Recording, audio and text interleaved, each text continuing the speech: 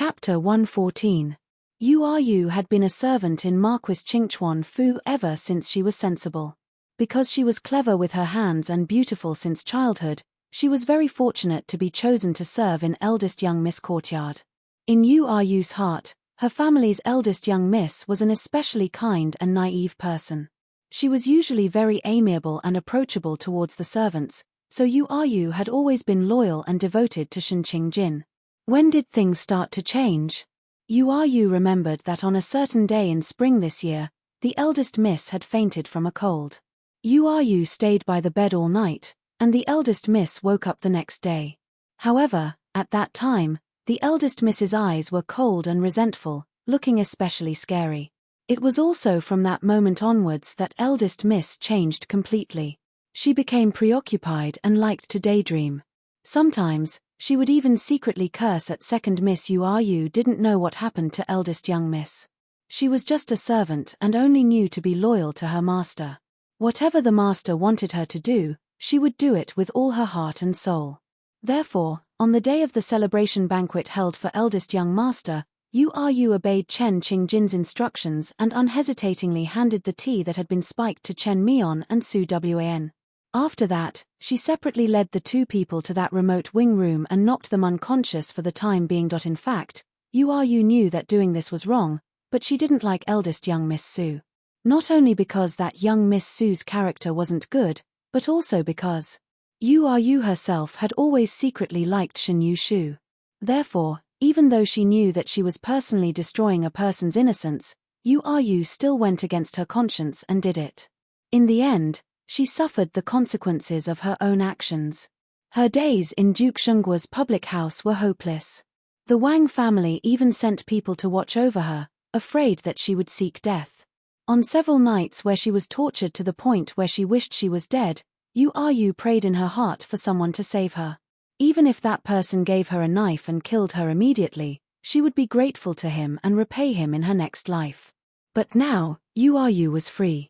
When Yu changed into a brand new made uniform and stood in the rear courtyard of Marquis Jingning Fu, she still felt that she was in a dream.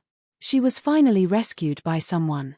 And the person who had saved her from the abyss of suffering was not the eldest miss that she had always wanted, nor was it the hero in her heart, but the one she had always disliked, and had even personally harmed, eldest Miss Su.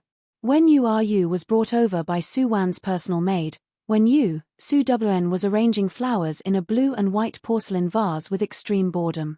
"Young miss, I've brought him here." When Yu brought Yu in front of Su Wan and immediately turned around and retreated behind Su Wan. Su Wan's hand that was holding the flower slightly paused. She looked up and saw Yu's palm-sized face. She had to say that this girl was pretty. Miss Su. Seeing Su Wan again, Yu's mood was especially complicated. She didn't know how she should face her. At the same time, Yu's heart was also faintly afraid that the people of Marquis Jingning Fu would know the truth of what happened that day.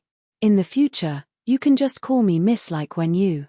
Su Wan actually understood Yu's mood. She absent-mindedly instructed and then carefully sized up Yu a few times, looking her up and down, making her feel goosebumps. Yu is already dead. In the future, you have no relationship with Marquis Chingchuan Fu. From today onwards, you will be called Wen Yu. From now on, I will be your master. Do you remember all these? Yes. Seeing that Su Wan did not make things difficult for her, Yu took a deep breath and looked at Su Wan with a gaze full of gratitude. This servant, Wen Yu, will properly serve Miss from this moment onwards. She obtained a new life. Wen Yu knew that from this moment onwards, she was no longer Yu and no longer had any relationship with Marquis Chingchuan Fu. As a servant, she must scrupulously abide by her duty. This way she can stay in Marquis Jingning Fu for a long time. 20th of the 10th month, the first heavy snow of the year fell in the imperial capital. Stepping on the thick snow, Su Wan brought people to the entrance of Jin Wangfu for the first time. Right now, the stove in the hall was burning brightly. Su Rui was draped in a thick purple cloak and reclined on the soft couch at the side. Seeing Su Wan's figure, Su Rui's eyes flashed with a touch of joy, But he glanced at Wen Yu, who was closely following behind Su Wen, and Su Rui imperceptibly wrinkled his brows. One of us.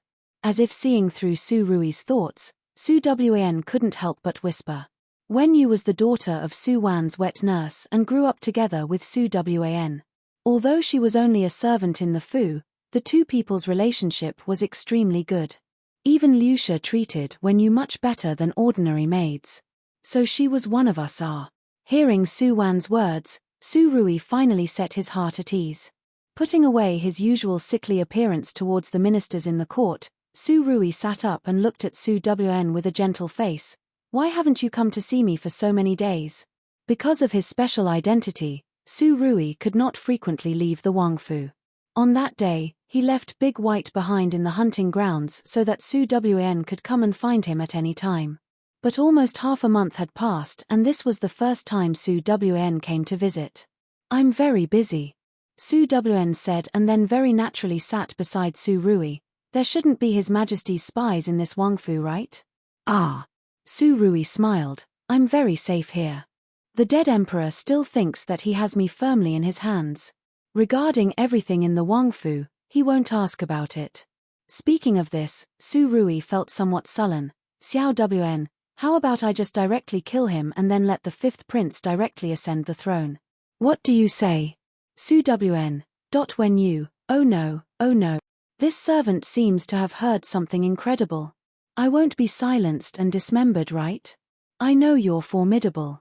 Su Wen somewhat helplessly looked at Su Rui, but this time, just bear with it.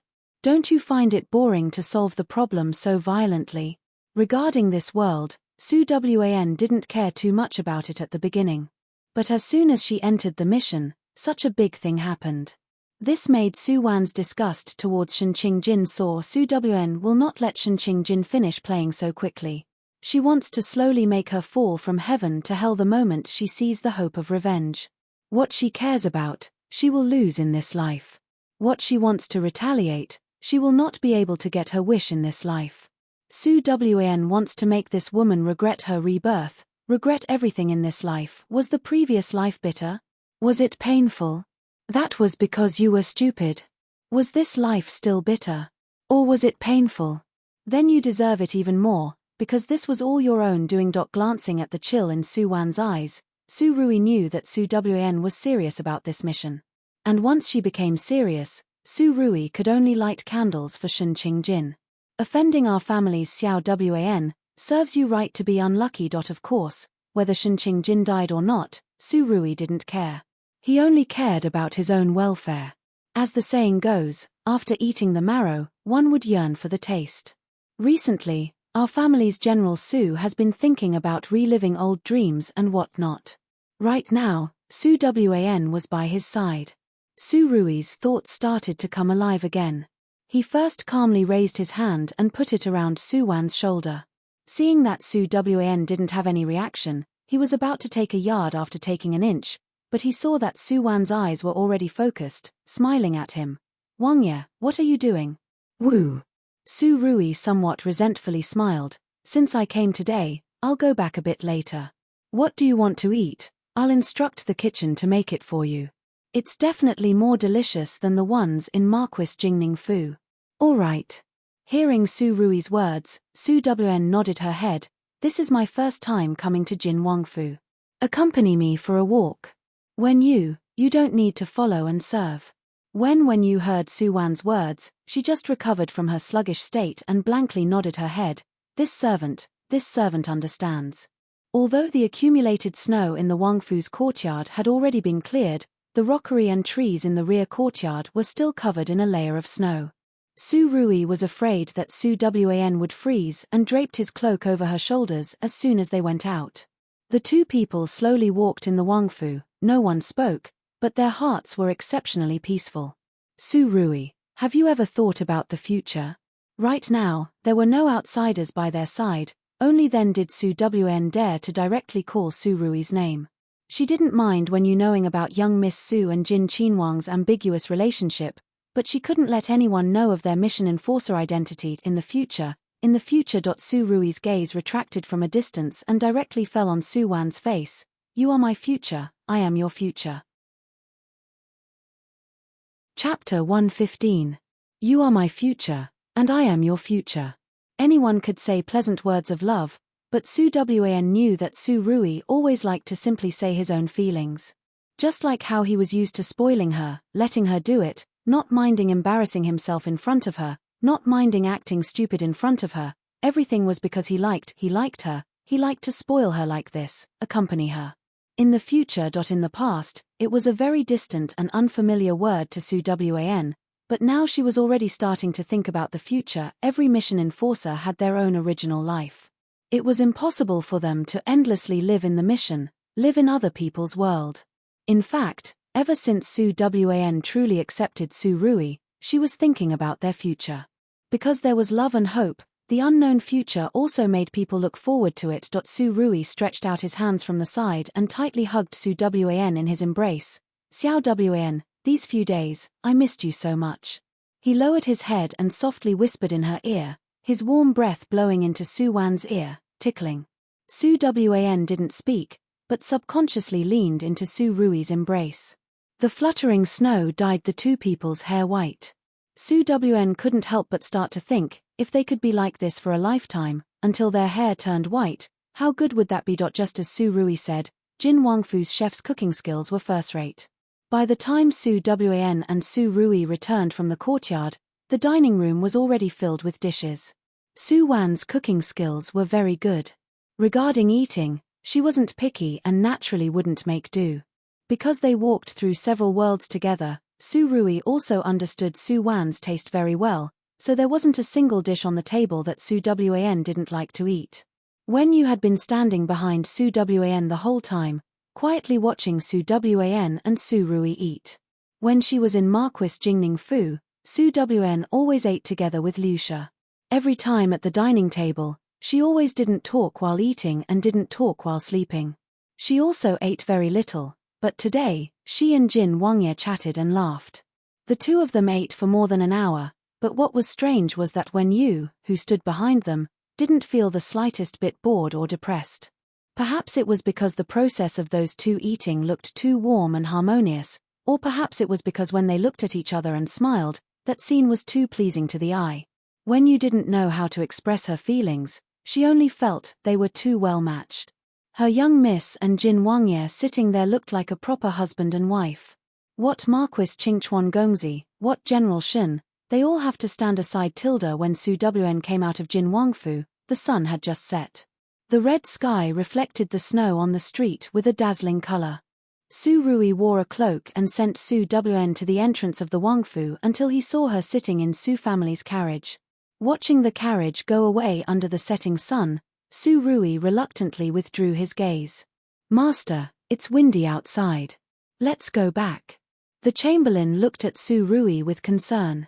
His hands were already habitually raised, supporting Su Rui's arm.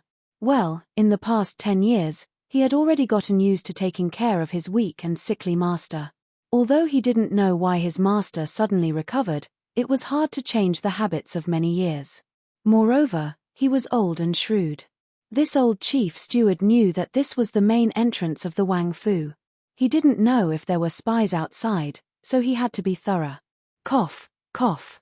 Su Rui raised his hand to support his chin and coughed twice. Then he slowly turned around and slowly walked back to the Wang Fu. Entering the main entrance, Su Rui's expression immediately turned cold. And the old steward on the side tactfully retreated 3 steps, giving his position to the shadow guard who appeared and disappeared mysteriously.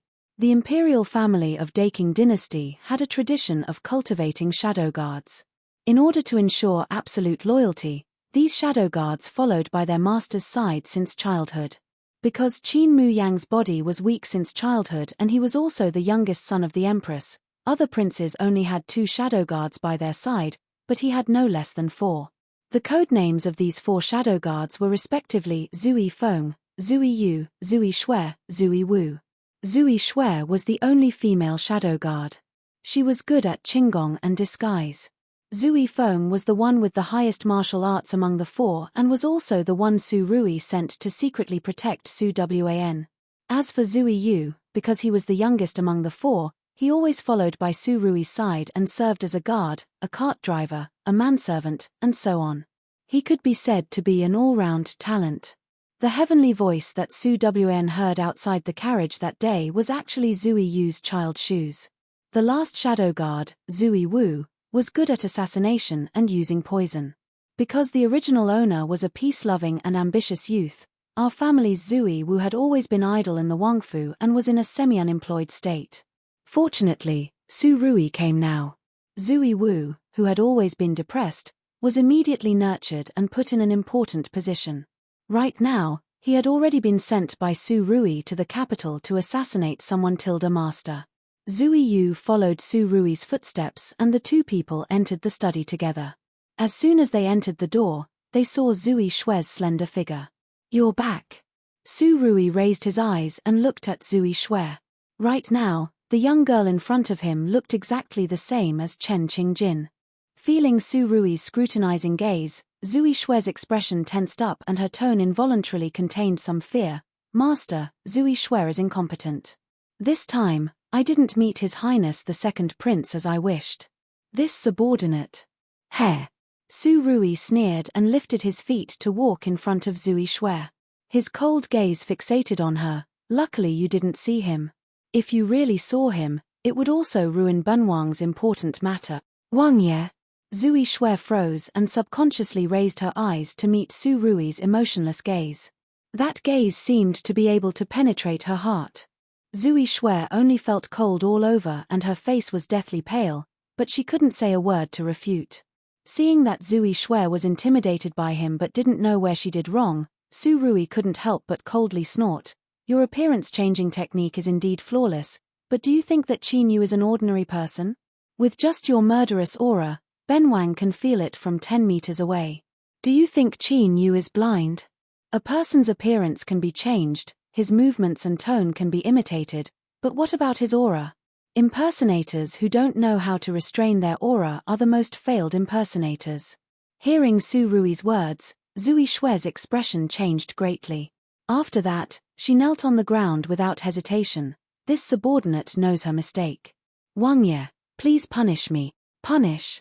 If it was in the past, Su Rui would have already chopped up the people who provoked him and fed them to the dogs. Now, Jin Wangfu didn't have anyone that could be used. He could only reluctantly continue to use these few shadow guards. "This is the first time. Benwang will give you a way out. Go back and practice diligently. If you can't control your aura as you wish, then don't go out again." Finished instructing, Su Rui somewhat irritably waved his hand. Zui Shue immediately got up and took her leave as if she was pardoned. After Zui Shue left, Su Rui began to sit at the desk and flip through the bamboo slips. It's just that he was unable to concentrate and kept thinking about Su Wan's matters. "Zui Yu, why hasn't Zui Feng returned yet?" If Su Wn returned to Marquis Jingning Fu, Zui Feng should have returned to report R. Since he still hasn't returned, it proves that Su Wan is still on the road, right? But Jin Wangfu and Marquis Jingning Fu are both in the center of the imperial capital. In reality, the distance is not too far. Could it be that something happened on the road? For example, she met Shen Yu Shu and whatnot. Thinking of this, Su Rui's gaze became a bit colder. "Zui Yu, Benwang also doesn't have anything to do recently. If you're idle, then go to Marquis Qingchuan Fu and help Benwang look after Shen Yu Shu." Zui Yu. Chapter 116. A heavy snowfall dyed the buildings of the imperial capital white. At this time, it was dusk and the cold wind whistled. There weren't many pedestrians on the long street. Su Wn sat in Marquis Jingning Fu's horse carriage with her eyes closed. The entire carriage suddenly shook and the small brazier in the carriage was almost overturned. "Young miss, be careful." Wen Yu immediately hugged Su Wn and used her body to protect her. "I'm fine." Su Wn smiled at Wen Yu and glanced at the back of Wen Yu's hand that was scalded by the sparks that flew out. Su Wan's gaze darkened and she immediately lifted the curtain and coldly looked outside. "What's wrong?" The driver outside the carriage also had a terrified expression. Young miss, in front. Is the Supreme Court's patrol officers." "En." Su Wn frowned and looked over. Sure enough, She saw that the street in front was in a mess and a police blockbuster was being staged. The neatly dressed Supreme Court's patrol officers were chasing and intercepting a black-clothed man. "Turn around and take a detour," Sue Wn commanded, and was about to put down the curtain when the black-clothed man, who was forced to a dead end, suddenly rushed towards the direction of the carriage. His speed was so fast that he arrived outside the carriage in a flash. Sue Wn and the black-clothed man's eyes met and felt the sharpness in the other party's eyes, but Sue Wn was not too nervous. An awe-inspiring silver light flashed and the black-clothed man was caught off guard and was immediately injured by the hidden weapon that came from the air. Taking advantage of the moment when he was distracted, Sue Wn fiercely shouted, "Help!" Hearing Sue Wan's scream, the black-clothed man wanted to throw himself into the carriage, but he was injured and his movements were slightly slow. At this time, the people from the Supreme Court surrounded him and quickly subdued the black-clothed man. "Young miss, are you all right?" The patrol officer in the lead looked at Sue Wan respectfully. Although he didn't recognize the young miss in front of him, looking at her clothes and the magnificence of the carriage, he knew that she must have come from a noble family in the imperial capital. "Scared me to death." Sue Wan's complexion was pale and she patted her chest in shock. "Who is this person? Why is he so ferocious?" "This person is a great bandit." The patrol officer seemed to hesitate for a moment and then gave a perfunctory reply. Sue Wan's gaze flashed and she did not ask much. She only nodded with some lingering fear. "So it's a great bandit. Take him away. Don't let him get away again." As she spoke, Sue Wn immediately shrank back into her carriage with lingering fear. Seeing that Sue Wan didn't pursue the matter, the patrolman immediately brought his subordinates and escorted the black-clothed man away. At this time, Sue Wan, who returned to the carriage, hesitated for a moment and immediately ordered the driver to turn the carriage around and turn into an empty alley. "Wind, come out." The carriage stopped and Sue Wan immediately called out to someone outside the carriage. A ghostly figure immediately floated over. "Miss Sue, sorry to have startled you." Zui Feng had been protecting Sue Wan along the way. That hidden weapon just now was his handiwork. "I'm fine. Zui Feng, don't follow me anymore. Quickly go and save that man. Don't let him enter the Supreme Court's prison." The secret prison of the Supreme Court was definitely a place where one could only enter but not leave. That person just now was definitely not some great thief. Sue Wan felt that someone who could make the Supreme Court mobilize so many people to capture him on the street must have a very important identity. Hearing Sue Wan's instructions, Zui Feng hesitated. Although Master instructed him to listen to eldest young Miss Sue's arrangements, all of this was carried out under the premise of protecting eldest young Miss Sue's safety. If he left his post and something happened to eldest young Miss Sue, what? "You're not willing to carry out my instructions?" As if seeing through Zui Feng's thoughts, Sue Wan coldly smiled. "I originally wanted to let you bring someone back to make a great contribution to your master. Since you're so unwilling, then, from today onwards, don't follow me anymore. Tomorrow, I'll tell Mu Yang and let him change someone to protect me. This subordinate doesn't dare. Miss Sue, this subordinate will do as you say." Hearing Sue Wan's words, Zui Feng immediately broke out in a cold sweat. "Eldest young miss, you're my great-aunt, all right? If you really complain about me in front of Wang Ye." Zui Feng felt that he definitely wouldn't be able to see tomorrow's sunset. Seeing Zui Feng leave, Sue Wan nodded her head in satisfaction and ordered the driver to return to the main road and continue in the direction of Marquis Jingning Fu. When the carriage returned to the Fu, someone informed Lucia early in the morning. Lucia hurriedly rushed to Sue Wan's boudoir with a servant girl. At this time, Sue Wan was ordering Wen Yu to take the ointment and apply it on the back of Wen Yu's hand. Seeing Lucia's figure, Sue Wan faintly smiled. "Mother, why didn't you go out to play mahjiao today?" "Play what mahjiao are? Say, you this girl. Mother did instruct you to build a good relationship with Jin Wangye, but you can't go to Jin Wangfu and stay there for a day. If this were to be known by others, what would happen if any rumors were to spread?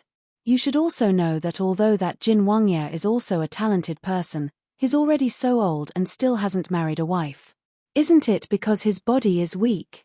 Speaking till here, Lucia couldn't help but sigh for our family's Jin Wangye. Ari, it's also a pity for this Jin Wangye.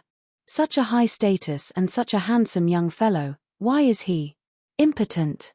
Su Wn. What impotent? Su Wn then remembered that in this mission world setting, Qin Mu Yang's body was delicate and weak, and he didn't even have a wife. It was said that the imperial doctor even forbade him to have sex. So, the entire capital knows that Jin Wangye, he can't do it. Su Wan looked at Lucia's expression. She felt that if she said a sentence right now, mother's daughter took a fancy to Jin Wangye and wanted to marry him, she reckoned that Lucia would immediately faint. At this time, when you heard Lucia's words, her gaze also strangely looked at the mother and daughter pair, so, Furen still didn't know that eldest young miss and Jin Wangye actually when you started to feel conflicted again. Should I tell Furen or not? What if Furen found out about eldest young miss and Jin Wangye and wanted to break up the affectionate couple? Moreover, His Highness Jin Wangye didn't seem to be as weak as the outside said. Lucia, who was at the side, didn't notice Wen Yu's conflicted expression and Su Wan's gaze. She raised her hand and grabbed Su Wan's small hand and continued to say, "Today, Yu Shu brought people over.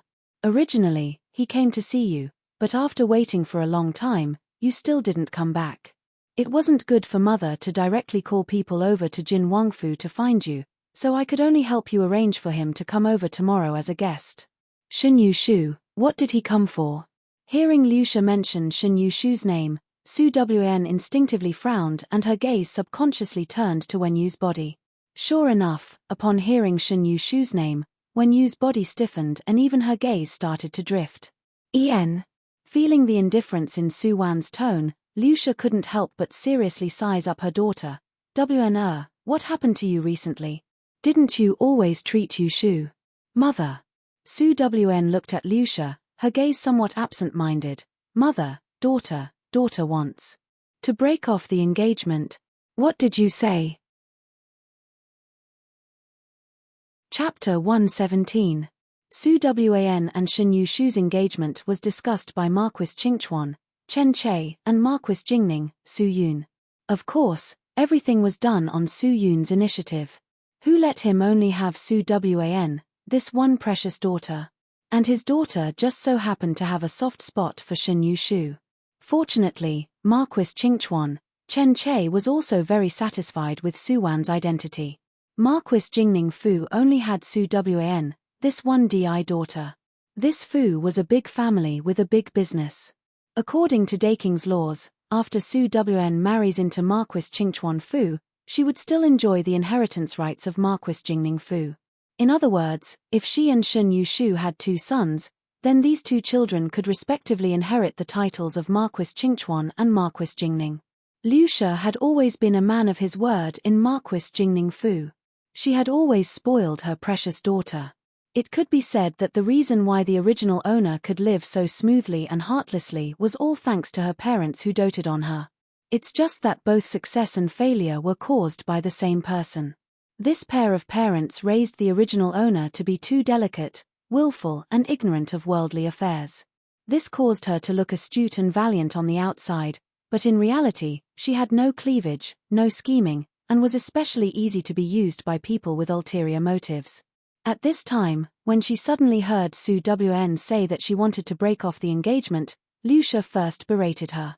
Seeing Su Wan's calm expression as if she had already steeled her heart, Lucia couldn't help but frown.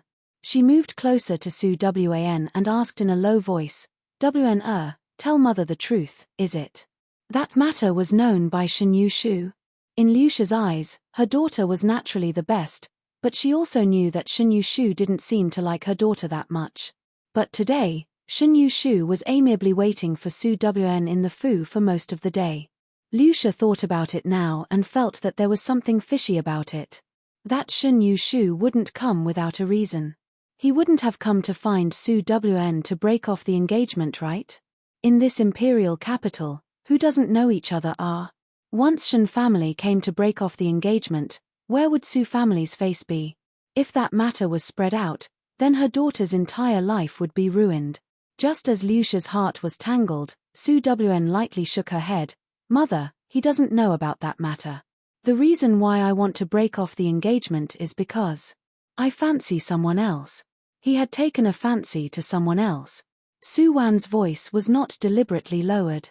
Wen Yu who heard Su Wan's words coincidentally turned their heads to look at her back. Wen Yu's face was full of surprise, while Wen Yu was cautiously waiting for Fu Ren's reply. Oh, so he doesn't know. You're the one who took a fancy to, what? Mrs. Liu, who was slow to react, suddenly stood up from the chair and stared at her baby daughter in disbelief. You said you like someone else? Yes. Su Wan nodded her head solemnly. Hearing Su Wan's answer, Lucia suddenly slapped her face. It wasn't an illusion, right? Could it be that Wana really didn't like Shen Yushu anymore and shifted her affections to another man? Who is it? Lucia's eyes flashed and she stared at Su Wan with a serious expression. Is he as handsome as Chen Yushu? Was their status higher than the Shen family? Of course, the most important thing is he good to you? He treats me very well.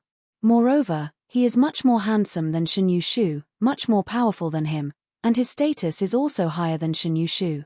Compared to him, the entire Shen family is also too inferior to catch up. Su Wan answered Lucia's question with an indifferent face. Her voice had yet to fall when she saw Lucia raise her hand and slap her face again. Not a dreamer. Su Wan. Just how little confidence do you have in your daughter? Who? On this side, Lucia, who had confirmed that she wasn't daydreaming, immediately beamed with joy and moved closer to Su Wan. She gently pulled her hand and said, My good daughter, Nyangqin knows that Shen Yushu doesn't know what's good for him. He isn't your husband. Come, you tell Nyangqin, the one you like. Who is it? Is it a member of the imperial family? It must be said that in this imperial capital, Shen Yushu was already considered a proud son of a generation. Those who were more outstanding and had a higher status than him were reckoned to be those members of the imperial family. Seeing Lucia's face full of hope and eyes full of my daughter is awesome expression, Su Wan couldn't help but take a deep breath. He is from the imperial family, and his status is very high. Speaking till here, Su Wan held Lucia's hand. Mother, do you want me to marry a man with a high status, or do you want me to marry a man who sincerely treats me well? Of course he has to treat you well. Lucia's answer was resolute and decisive, then she immediately added a sentence with a smile. Of course, the higher the status, the greater the ability. This way, he can better protect you. Mother is also not a person who fawns on the rich and powerful. Our Marquis Jingning Fu does not seek to climb up the social ladder, but Nyangqin must let you marry grandly and cannot be outdone by others. If it's like this. Su Wan also smiled at Lucia. Mother, what do you think of Jin Qinwang? Jin Qinwang? That's extremely good.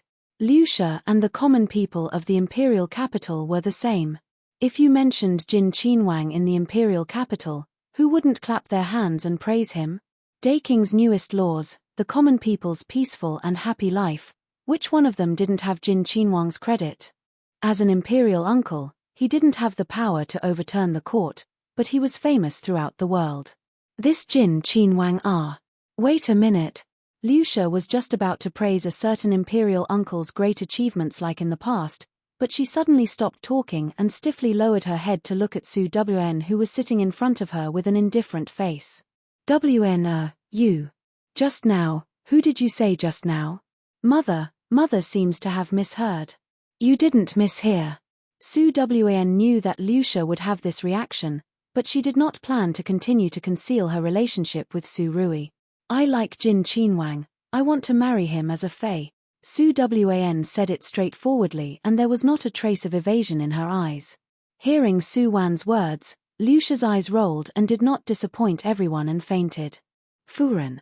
Fortunately, the personal maid at the side was quick and held the fainted Lucia in her arms. Young miss, you see this? Send my mother back. She's too happy, so excited that she fainted. Su Wan lowered her eyes and indifferently instructed the maid at the side. A certain maid. Young miss, can you grow some heart? Fu Ren clearly fainted from fright. Okay? Why haven't you left yet? When Su Wan raised her eyes again, She saw that Lucia's maid was still supporting Lucia and standing in the same place with a lifeless face. Ah! Oh! Got it. A certain maid had no choice but to miserably support Lucia out of Suwan's courtyard. Waiting until their figures left, Su Wn sighed and slowly stood up. When your hand was scalded today. Go back and rest first. When you stay behind to serve you. When you had always been strict with Suwan's orders. When you left, only Su Wan, and when you were left in the boudoir. When Yu's expression was a bit complicated. She kept using her hands to unconsciously grasp the corner of her clothes. She had the heart to ask Su Wan something, but it seemed that she didn't have the courage. Seeing Wen Yu's expression, Su Wan didn't make a sound. She just silently walked to the window and suddenly opened the window. Cold wind instantly rushed in. Young miss. Wen Yu caught a glimpse of Suwan's actions and jumped in fright.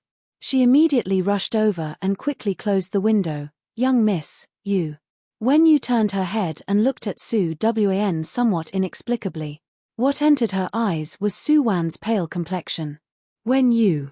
Su Wan softly called out and looked at Wen Yu in front of her with a complicated gaze. Actually, you also like Yu Shu Ge, isn't that right? Young miss.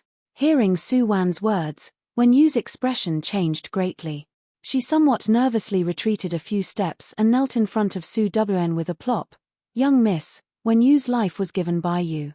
Wen Yu is young miss's servant in this life.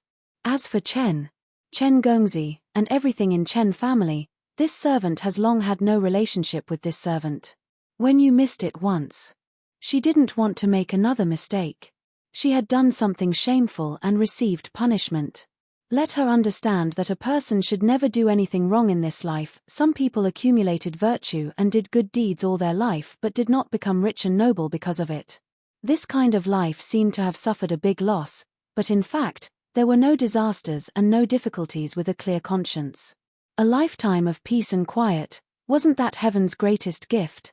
Only people who hated their mistakes and couldn't turn back would know what was called one wrong step after another, wasting a lifetime. You don't need to be so afraid. Seeing Wen Yu kneeling on the ground with a pale complexion, Su Wan bent down and stretched out her hands to help Wen Yu up. Could it be that you're still afraid of me now? I know that the people outside all say that I'm unruly, headstrong, and brainless. They feel that I'm not worthy of Yu Shu Ge. That's why there were people scheming against me in Marquis Qingchuan Fu. Young miss.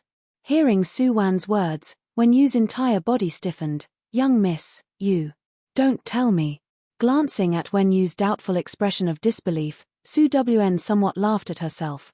Wen Yu, aren't you curious why I saved you? Actually, the reason is very simple. Because you're the victim of that matter. I am also one. Speaking like this, Su Wan's hands suddenly uncontrollably gripped Wen Yu's arm. Her hands were exerting strength, but her whole body was trembling non-stop. Wen Yu didn't seem to feel the pain in her arm. She only widened her eyes and absent-mindedly looked at Su Wan, who was trembling non-stop in front of her that day. Could it be that she was also thinking of this possibility? Wen Yu's heart couldn't help but start to feel uncomfortable and guilty. It was her fault, it was what she did. It was she who harmed young miss, harmed herself. Because of this matter, she received the biggest punishment in her life. And the person who saved her from the endless abyss was none other than the person in front of her who was hurt the most by her. Young miss, I. Wen Yu moved her lips, wanting to say everything, but when the words reached her mouth, she suddenly didn't have the courage. Her sins were grave, her death wasn't worth pitying. But like this, she still hoped to live, to continue living. Marquis Jingning Fu was her second home. Young miss and Wen Yu both treated her very well. Wen Yu was reluctant to part with this place, even she felt that God arranged for her to come here, to atone for her sins. She must first atone for her sins. There's a chance. There's a way. She will definitely have a chance to help young miss. Young miss, actually you. Chapter 118. The stove in the room was still burning brightly. Outside the window, the sky had completely darkened. Su Wan stood by the window in a daze. Hearing Wen Yu's question, she seemed to have sunk into her own memories. Her hands that had been grabbing onto when you unconsciously let go. After a long while, Su Wan slowly said, "So what if I like it? So what if I don't like it? Yu Shu Ge didn't like me in the past and he won't like me in the future. Moreover, I can feel that Qing Jin Mai also doesn't like me. They are blood-related siblings and presumably, in his eyes, Mai is far more important than me." When you heard Su Wan mention Chen Qingjin, she was also absent-minded for a moment. She, who grew up in the Chen family, had very deep feelings for the Chen siblings.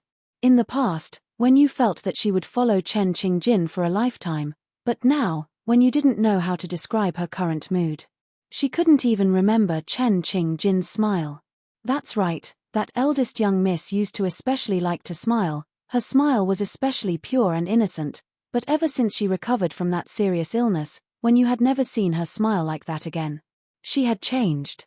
Not only did she make when you feel like she was a stranger, she even made when you feel scared and fearful at times. Was the current Chen Qingjin still the Chen Qingjin of the past? When you didn't dare to think too much. She only knew that she was now a person of Marquis Jingning Fu and was Su Wan's maid. She now had to consider everything for her master. Miss Shen will get married sooner or later. If you still like young Master Shen, you shouldn't give up your marriage. When you softly persuaded Su Wan, but Su Wan only somewhat reluctantly smiled at when you, "If I was still a virgin, I naturally wouldn't give up. But right now, I really am not worthy of Yu Shu Ge and will even smear Marquis Jingning Fu's name. Rather than this, it would be better to let me marry Jin Wangye. Wangye is a good person. I won't be mistreated by him if I marry him. But, Jin Qinwang he. When you opened her mouth and the expression on her face became even more complicated, His Highness's body is so weak. Are you willing to be a widow for the rest of your life? A living widow, ah. Su Wan felt that if Su Rui was here, he would definitely slap Wen Yu to death. Actually, there's nothing wrong with this. Su Wan deliberately sighed and looked at Wen Yu with a sorrowful gaze. Wen Yu, actually, I've long felt that you like Yu Shu Ge. Of course, you don't need to mind this matter. Yu Shu Ge is so powerful, it's normal for many people to like him. I've even been thinking. Speaking of this, Su Wan's gaze suddenly flashed coldly. After that incident, I've been thinking, just who would hate me so much and be so vicious? Not only did he want to ruin my reputation, he also wanted to push me into Chen Mion, that fire pit. Moreover, after I left, not only did he not let me off, he also took the opportunity to drag you into the water.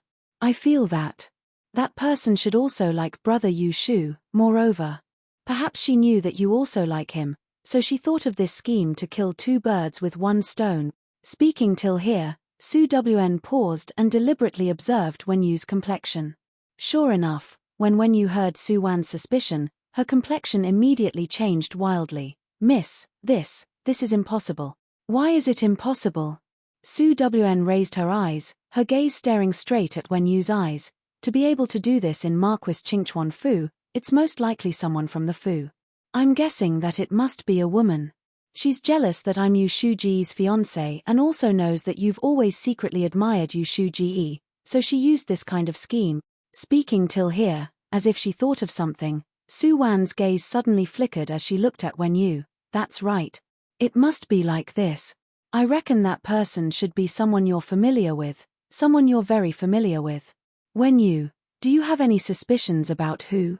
Could it be another servant girl in Chen Qingjin's courtyard? Acquaintance, someone who likes Chen Yu Shu. When you only felt that her mind was in a mess, the mastermind behind that matter was clearly Chen Qingjin. She was indeed someone she was very familiar with, but how could she like Chen Yu Shu? They were blood-related siblings, eh? It can't be like this. When you denied it in her heart, but in the deepest part of her heart, because of Su Wan's words, a seed of doubt was left. Late at night, in the study of Jin Wangfu, Su Rui was still draped in a purple cloak, lazily leaning on the wooden chair in the study. Right now, there were two people standing in front of him. One of them was Zui Feng and the other was the black-clothed person Su Wan met on the street today. Right now, that black-clothed person had already changed into a clean gown.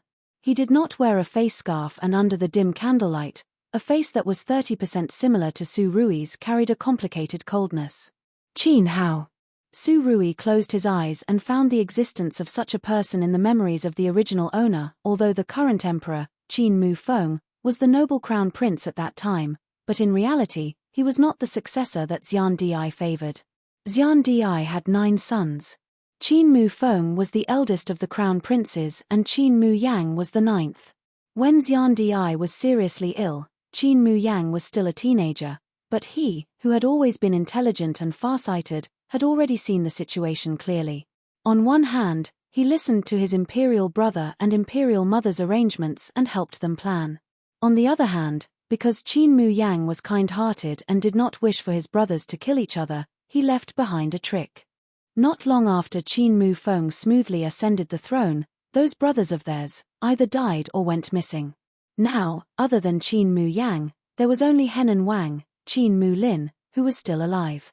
Because he had always been in the crown prince's faction, after Qin Mu Feng ascended the throne, he took the initiative to request to retire and live in seclusion, saving his life.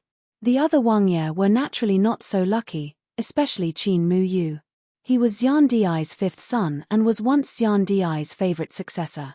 After Qin Mu Feng ascended the throne, Qin Mu Yu died of illness not long after. Even his Wang Fu was burned down by a big fire 2 months later. There was not a single person left alive in the entire Wang Fu. Cutting weeds and eliminating the roots, this was Qin Mu Feng's style.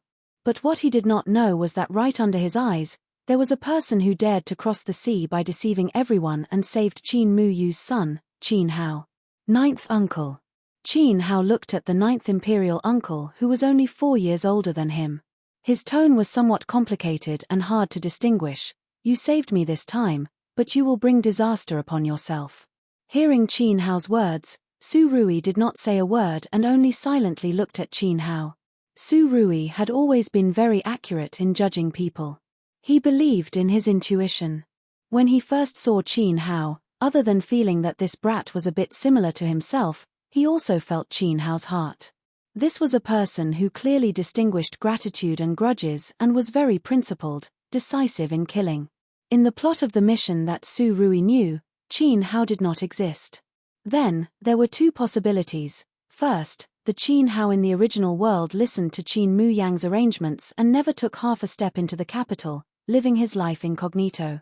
And the second possibility was that Qin Hao was like today, sneaking into the capital or even entering the imperial city to assassinate. After failing, he was caught and brought to the Supreme Court. In the end, he died. Su Rui was more inclined towards the second possibility. He felt that Qin Hao was absolutely not a person who was willing to live his life incognito. And in the original world, he and Su Wan didn't exist. After the assassination failed, Qin Hao would naturally be tortured and beaten. He probably didn't give up Qin Mu Yang's name and could only quietly die in the Supreme Court's death prison. The candlelight in the study swayed, the atmosphere was oppressive. Qin Hao was stared at by Su Rui and unknowingly broke out in a cold sweat. However, he hadn't seen him for a few years. Qin Hao felt that the 9th imperial uncle in front of him had changed a lot. In Qin Hao's memory, the 9th imperial uncle was a sickly but especially gentle and amiable man. But the person in front of him gave Qin Hao a kind of especially dangerous feeling. Clearly, the other party was only calmly looking at him, but Qin Hao felt as if he was being stared at by a ferocious beast and didn't dare to act blindly without thinking. The tranquility in the study was maintained for a moment until Su Rui changed his sitting posture. He tightened the cloak on his body while lazily raising his eyes and smiling at Qin Hao. He said, "Qin Hao, do you want to be the emperor?" 9th uncle. Qin Hao stared blankly, his body stiffened and he looked somewhat astonished at Su Rui in front of him. "Right now, I'll give you 2 paths." Chapter 119. Or, I'll send you to the throne, or, I'll send you to the yellow springs of Hade. Su Rui leaned over and looked at Qin Hao as he said this. The 2 people were separated by a mahogany desk. When Su Rui's voice fell, Qin Hao felt an irresistible monstrous murderous aura assaulting him. He didn't doubt Su Rui's words in the slightest. The man in front of him definitely didn't care for the yellow springs. And the yellow springs of Hades was even less of a problem. I choose the first option. Under Su Rui's attentive gaze, Qin Hao swallowed a mouthful of saliva and quickly replied. Very good. Su Rui smiled and straightened his body. Then he slightly raised his chin and narrowed his eyes. Now, let's settle another matter. Another matter? Qin Hao still hadn't understood what Su Rui was talking about. He only felt his vision go black.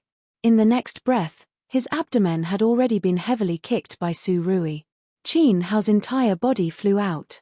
The huge impact smashed the study's door and Qin Hao's body fell in the middle of the Wangfu's courtyard. It was only a kick, but Qin Hao not only flew out far, his entire body was curled up on the ground. He spat out blood while painfully clutching his abdomen with both hands. This scene was really. Zui Feng subconsciously rubbed his abdomen. Fortunately, he was smart and knew that he couldn't make young Miss Su unhappy. Otherwise, TSK, the outcome of the future emperor in front of him would be a true portrayal of his future. Ninth uncle. Qin Hao endured the intense pain in his abdomen. His gaze absent-mindedly looked at the man who was indifferently walking towards him step by step. At this moment, he truly felt the terror of this ninth imperial uncle, terminally ill. Plagued by illness? Your mother, have you ever seen a patient who could casually send a martial arts expert flying with a kick and make him spit out blood incessantly? Ninth uncle. Seeing that Su Rui had already arrived in front of him, Qin Hao's complexion became even more miserable. Even his voice was trembling. When he was besieged by people in the imperial city, when he was chased by the Supreme Court's patrolmen on the Long Street, Qin Hao didn't feel afraid. But he didn't know why, seeing Su Rui approach step by step, that kind of baleful aura that emanated from his bones made Qin Hao's teeth chatter. Su Rui raised his hand and elegantly lifted his cloak, slowly squatting in front of Qin Hao's body. Does it hurt? It was clearly such a gentle and indifferent tone, but it made people's hair stand on end. Ninth uncle. Qin Hao didn't know how to answer. He could only call Uncle Ju over and over again. It seemed that he wouldn't be so afraid this way. This man is Uncle Ju. Will he really kill me? Qin Hao suddenly felt a bit uncertain. Meeting Qin Hao's somewhat frightened eyes, Su Rui didn't know why, but he thought of Shenyuan Yi, as well as many ancient mission worlds that he had once experienced. Those emperors all looked at him with this kind of fear and uneasiness before they died. How boring. Su Rui retracted his gaze and slowly stood up. Zui Feng, help him to the courtyard to recuperate and tell him who he can't provoke. Yes. Zui Feng immediately rushed in front of Qin Hao. When he helped Qin Hao to the courtyard, the Wangfu's doctor also rushed over. Watching the doctor examine Qin Hao's injuries with his own eyes, Zui Feng's heart couldn't help but tremble again, breaking 3 ribs with one kick and whatnot. Wang Ye really only used 30% of his strength at that time. If he used his full strength, wouldn't it be one kick that killed him? Right now, Qin Hao's face was covered in cold sweat on the sickbed, but he didn't faint from the pain. It had to be said that this imperial family's orphan who had experienced great storms and waves since he was young and shouldered a blood feud was truly a man. Seeing that Qin Hao still had a tangled face, as if he didn't know what mistake he had committed, Zui Feng couldn't help but open his mouth and say softly, when you were being chased by the Supreme Court's patrolmen, you met a young lady, do you remember? A young lady? Qin Hao's gaze was absent-minded, but he still nodded. Of course he remembered. At that time, he saw that the carriage belonged to a noble in the imperial capital. He wanted to seize the opportunity to take a hostage and escape from the imperial capital. Who knew that at that moment, he would be plotted against because of his negligence. Wait, plotted against? Qin Hao's gaze suddenly brightened and he abruptly looked towards Zui Feng who was at the bedside. That's right. Zui Feng knew that Qin Hao had already thought of something. He didn't deny it and simply nodded with a serious face.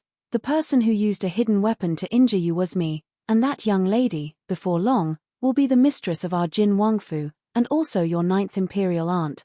That's why, you almost injured our family's Wang Ye's sweetheart. Kicking you with one kick is definitely light. Qin Hao. I only intended to take her hostage.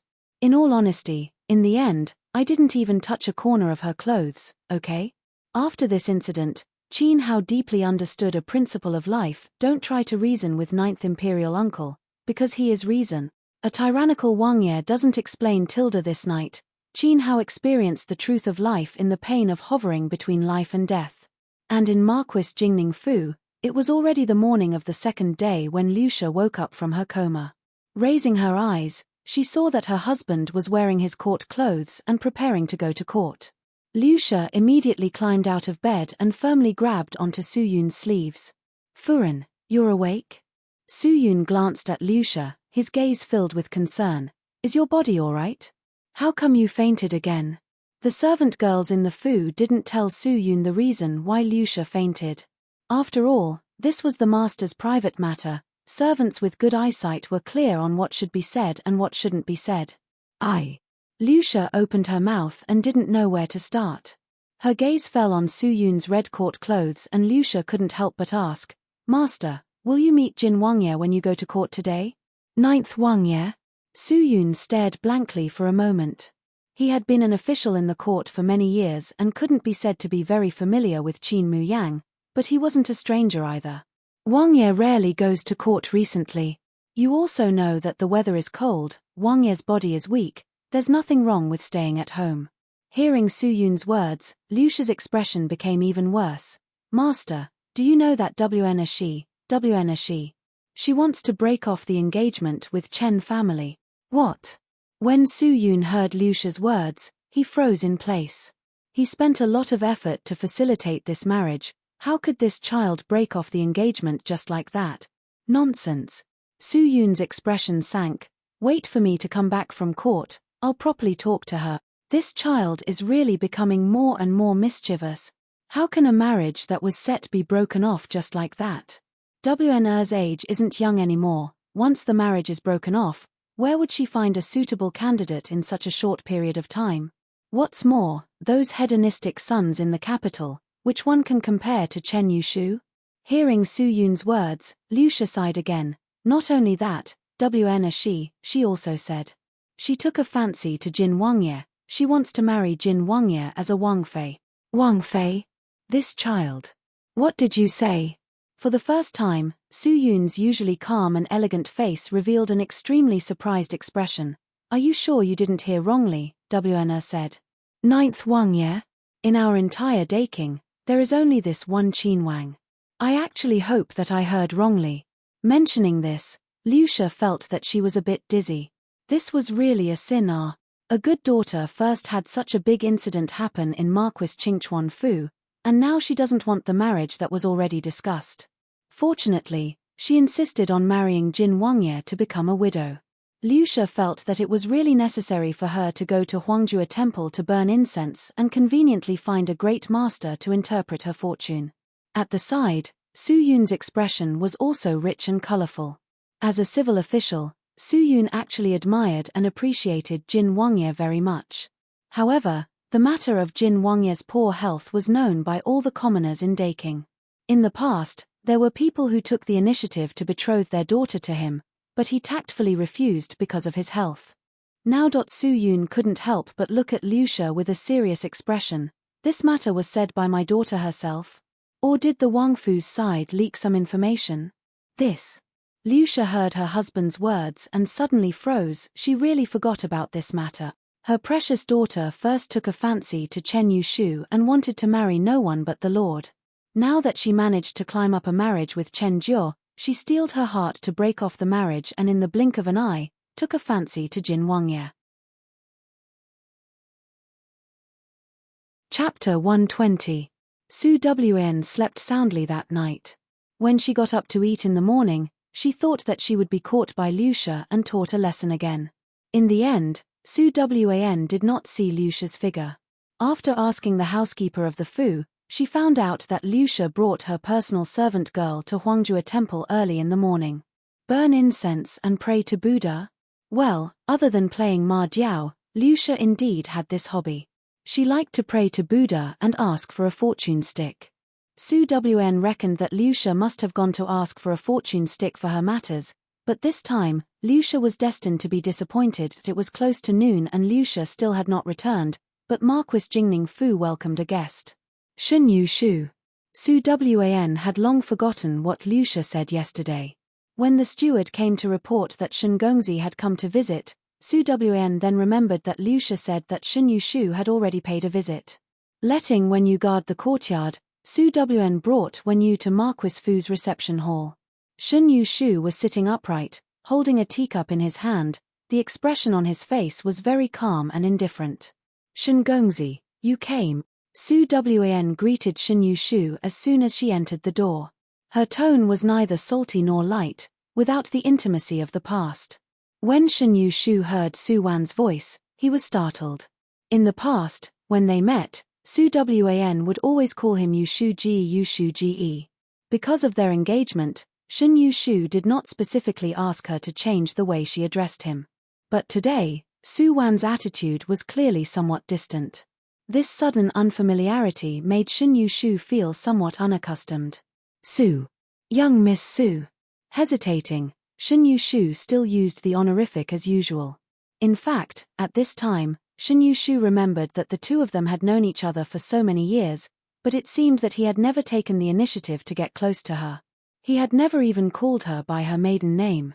The two of them were engaged in name, but at this time, the two of them sitting in the hall were exceptionally cold. Su Wan no longer spoke and Shen Yushu also didn't know what to say.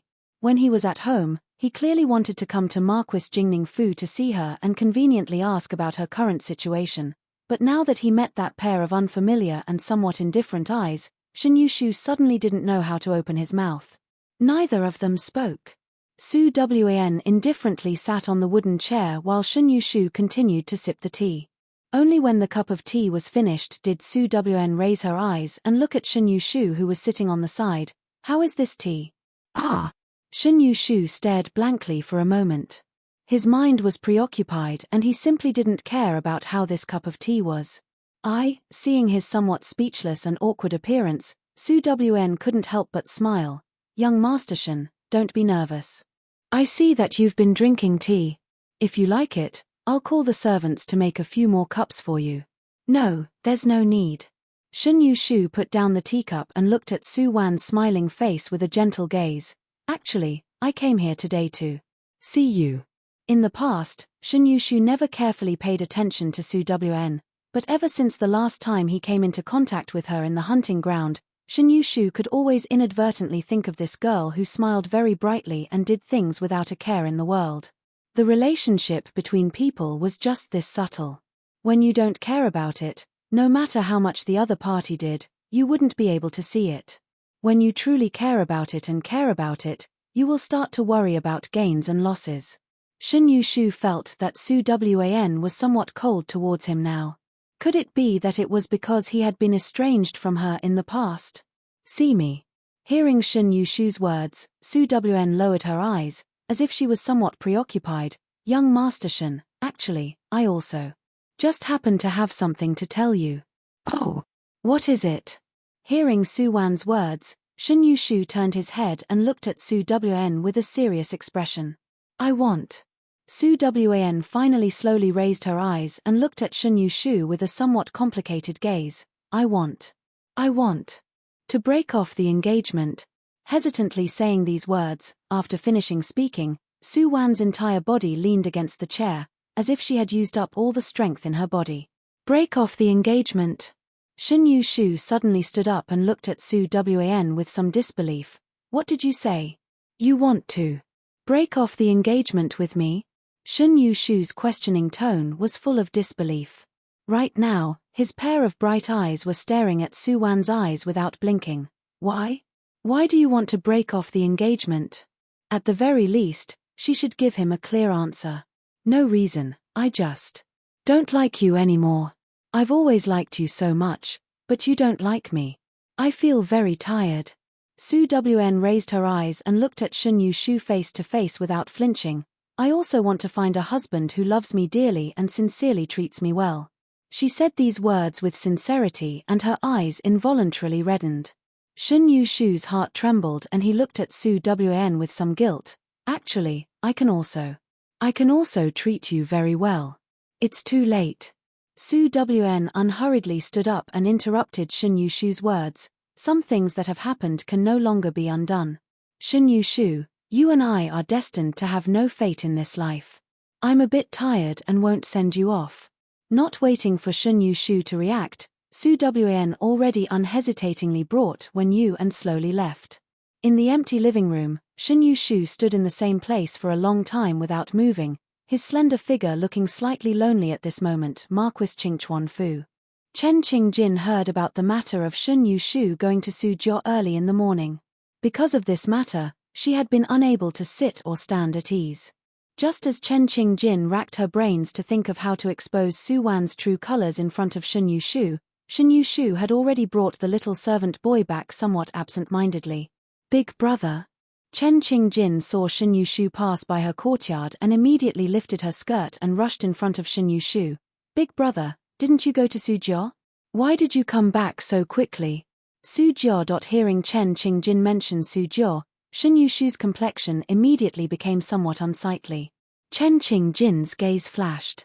As usual, she raised her hand to hold Shun Yushu's arm and continued to speak with an innocent face. It's already lunchtime, Marquis Jingning Fu is too lacking in manners. They actually didn't know to ask Big Brother to stay in their Fu for a meal. Speaking till here, Chen Qingjin purposely pouted. The expression on her face also became very indignant. Originally I thought that young Miss Su was the only one in Marquis Jingning Fu who acted willfully and rashly. I didn't expect that their Fu would actually treat a guest like this, clearly not putting Big Brother in their eyes. Enough.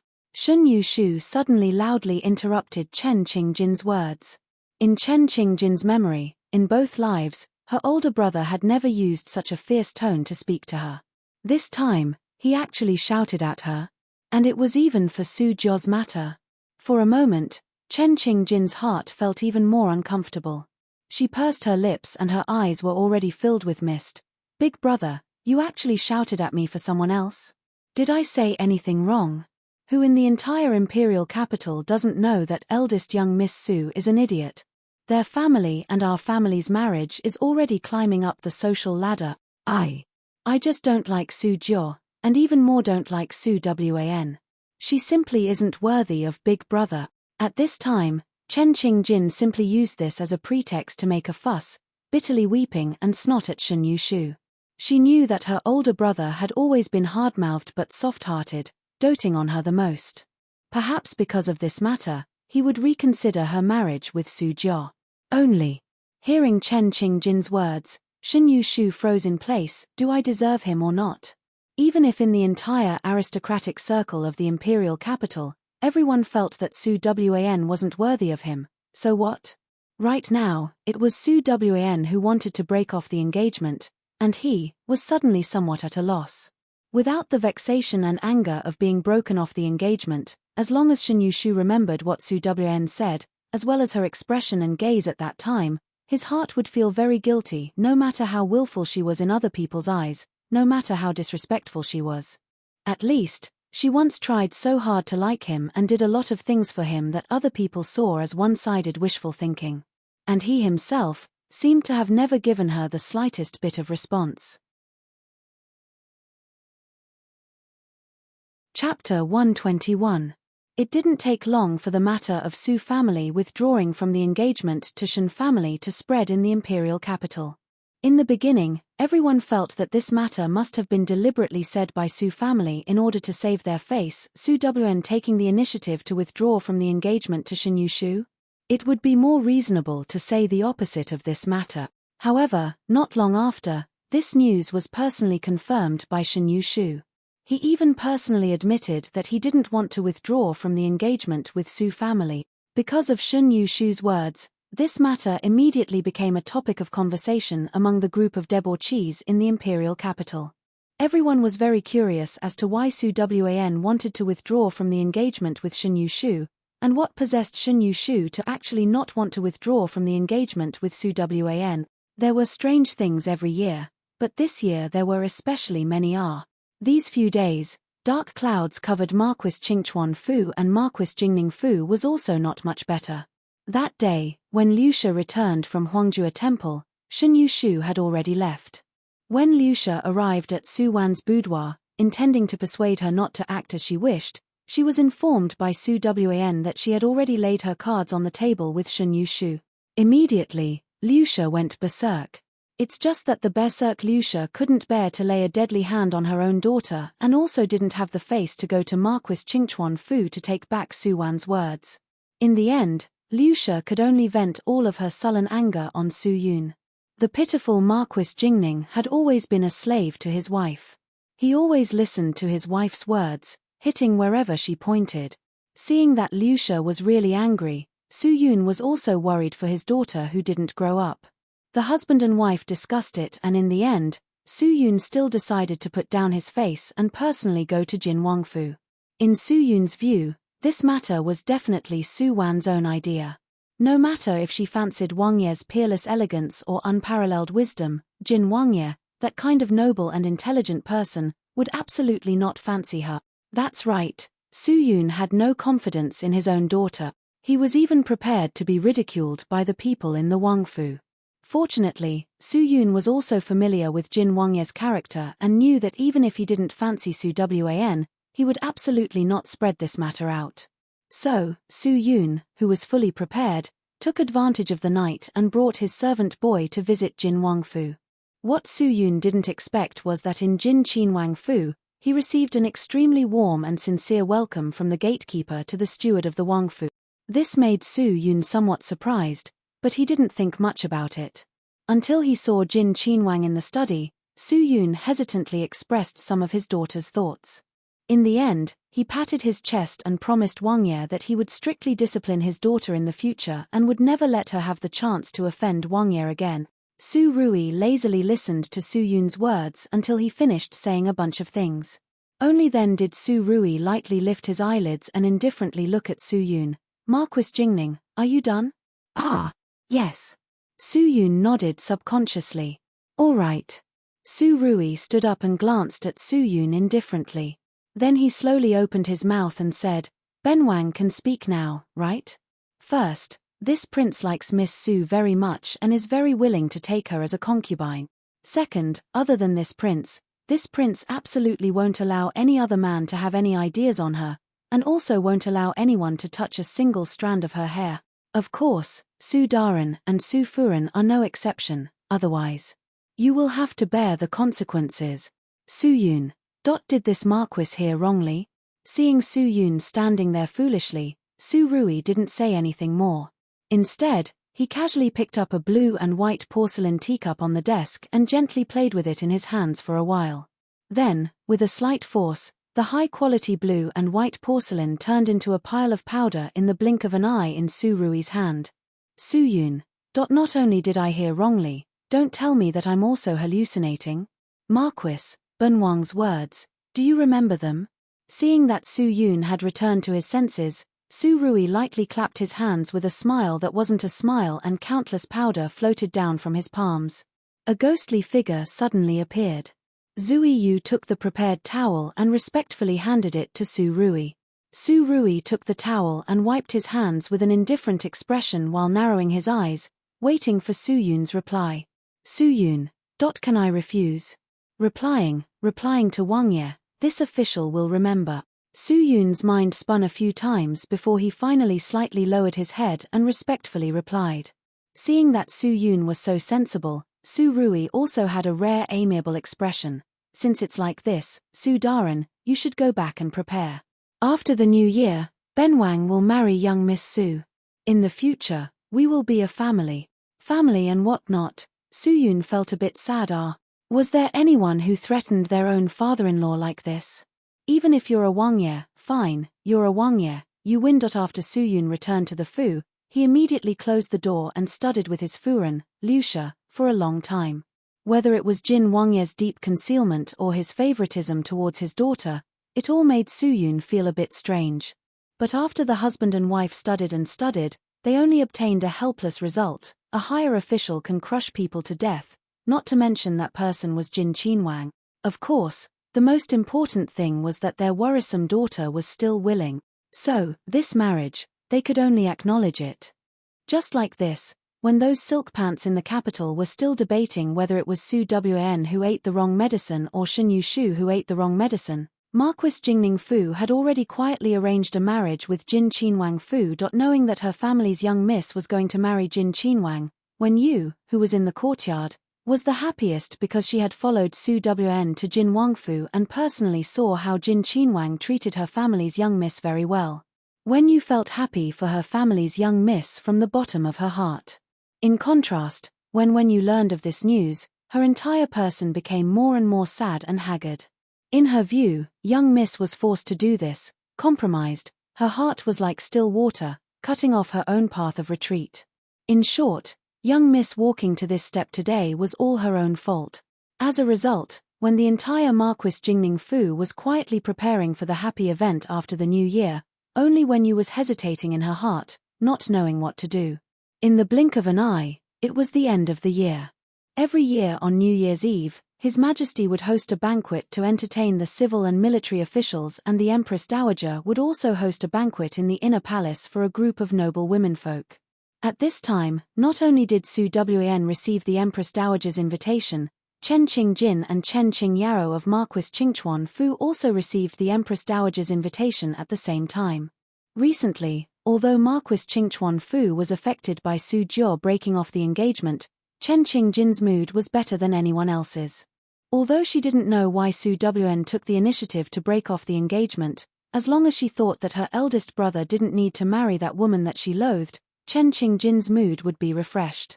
Now that she received the Empress Dowager's invitation, Chen Qingjin's gaze turned and a plan came to her mind. Since she had already settled the Su Wen that she loathed, then it should be the main character, Chen Qingyaro's turn. In her past life, she schemed to snatch away her husband. In this life, Chen Qingjin still looked down on that trash man. Since she, Chen Qingyaro, wanted it, then she would be a good person to the end. She might as well directly help her and Fifth Prince. The New Year's Eve banquet still hadn't opened, but there were already people who couldn't wait. Chapter 122. On New Year's Eve, tens of thousands of houses were lit up. When Liu Shi brought Su Wen into the back palace, there were already a lot of people in the palace garden. Among the large group of noble ladies dressed in gorgeous colors, Chen Qingjin, who was dressed in plain brocade, was particularly eye-catching. Wasn't the so-called washing away all the splendor just another kind of grandstanding? Tonight, Su Wen still followed Liu Shi's instructions and wore a bright red cotton skirt and palace dress. Her long hair was also tied into the most popular hair pendant in the imperial capital. She didn't ask for it to be too conspicuous, but she asked for it to not be rude in front of people. Sister Wen, you came. The first to rush up and greet Su Wen was impressively Chen Qingyaro. The little girl was also wearing a crimson heavy palace dress tonight, setting off her immature little face even more fair and sparkling. Sister Qingyaro. Su Wen nodded her head at Chen Qingyaro. Because she had already broken off the engagement with Chen Jiao, Su Wen was very polite towards Chen Qingyaro's intimacy, and those noble daughters of official families all hid at the side and whispered. Su Wen knew that the original owner was famous for being spoiled and willful in the imperial capital. Those noble ladies who were talented and virtuous had always been cold and aloof and were unwilling to deal with Su Wen, this kind of ignorant straw bag. And those who had slightly lower statuses and wanted to get close to her, were looked down upon by the original owner. Therefore, in reality, the only one who could talk to Su Wen in every big banquet was really only Chen Qingyaro, this black-bellied little lowly. At this time, Liu Shi had already been pulled over by Madame Wang to gather with a group of Marquis's Furins. Madame Yu was also chatting and laughing with a group of familiar Furins. Chen Qingyaro pulled Su Wen and asked her many questions. The two people were talking and laughing and could be considered amiable. On the contrary, it was Chen Qingjin who had been sitting alone not too far away, coldly looking at Chen Qingyaro and Su Wen chatting cheerfully and wittily. She slightly lowered her eyes, the corner of her mouth sweeping up a mocking smile. In this life, Su Wen shouldn't hope to marry into Chen Jiao. Chen Qingyaro still tried so hard to rope her in. She didn't know what she was planning. Sister Wen, why did you break off the engagement with brother? Chen Qingyaro, who affectionately pulled Su Wen and asked all sorts of questions, suddenly changed the topic to Chen Yushu. A trace of loneliness flashed on her charming face. Recently Gij is very unhappy. Qing Yao is also unhappy. Wn Jejie, you're so good. If you become my sister-in-law, you definitely won't bully me. Saying this, Chen Qing Yao also deliberately shook Su Wan's arm. I and brother Yu Shu are not fated. Even if others marry into Shen Fu in the future, no one would dare to bully you.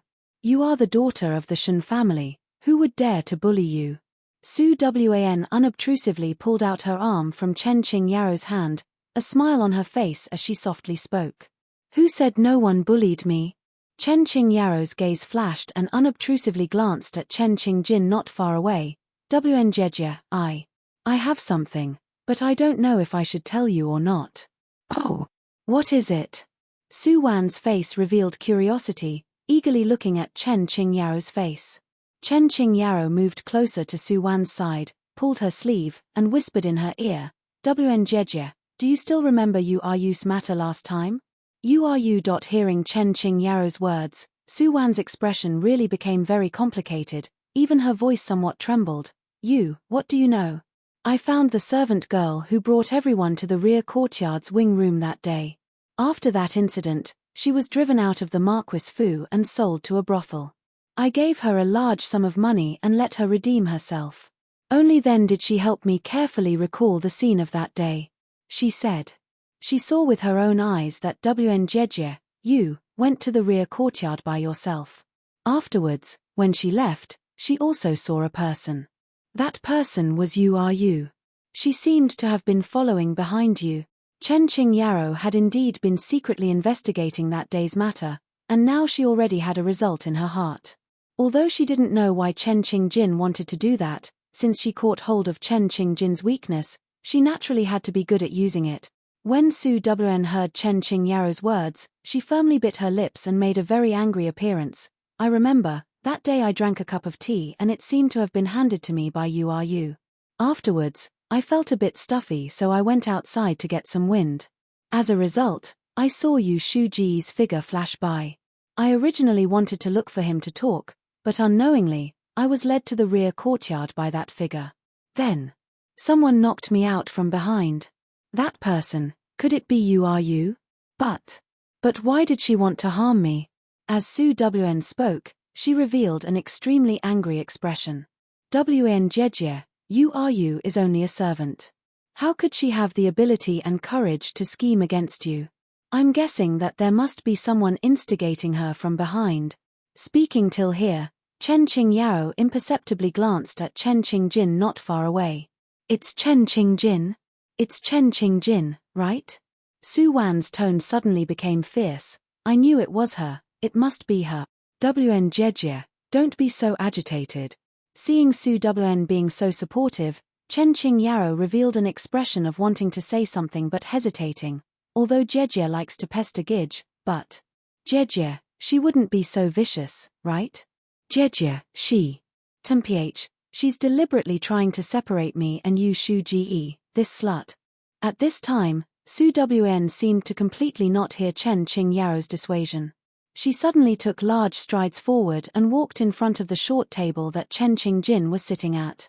Picking up the wine pot on the table, Su Wan didn't even look and opened the lid, pouring the entire pot of wine onto Chen Qing Jin's face. Chen Qing Yao, who rushed over, cried out in alarm and immediately successfully attracted everyone's gazes. Su Wan, what are you doing? Chen Qing Jin, whose face was suddenly drenched with wine, also stood up at this time and inexplicably looked at the angry Su Wan in front of him. Doing what? I want to properly teach you, slut, a lesson today. Su Wan raised her brows and looked at Chen Qing Jin with a face full of contempt. Chen Qing Jin, you're playing dirty tricks behind people's backs. What kind of skill is scheming? Didn't you just want to separate me and Yu Shuji? Now that you've gotten what you want, aren't you especially proud? Young Miss Su, what are you doing? Don't mess around. At this time, Yusha and Liusha also brought a group of official Furans and rushed over. Under the dissuasion of the crowd, Su Wan, who was in a fit of anger, raised her eyes and swept her gaze over the crowd. Today, I want to expose Chen Qing Jin's true colors in front of everyone. Last time in Marquis Chingchuan Fu, it was she who played dirty tricks behind my back and wanted to harm me. Seeing that she couldn't harm me, she pushed her personal maid out to be a scapegoat. Ah! Hearing Su Wan's words, the crowd burst into exclamations. The majority of the people who came to attend the banquet today were witnesses of that matter. At this time, when they heard Su Wan's revelation, they were all shocked. Yusha and her daughter, Chen Qingyao, unobtrusively looked at each other, and when Yusha heard Su Wan's words, her expression immediately turned cold and her gaze ruthlessly stared at Chen Qingjin. Young Miss Su, catch the thief and get the stolen goods. Don't listen to other people's misleading words and casually slander others. Compared to Su Wan's flustered and exasperated, although Chen Qingjin cut a sorry figure at this time, the expression on her face looked especially calm and unperturbed. You and my Gidge have an engagement, you can also be considered as my future sister-in-law. Gidge has always treated me well, why would I want to harm you? Temph, it's because you Shu Ji treats you well that you want to harm me even more. Because you, this shameless slut, like you Shu Ji. Su Wan raised her chin and looked at Chen Qingjin with disdain. To deal with a person like Chen Qingjin, if you reason with her and talk about evidence, you might be brought into the ditch by her. Su Wan preferred a more simple and crude method to deal with this kind of person. Don't you think that I'm willful and rash?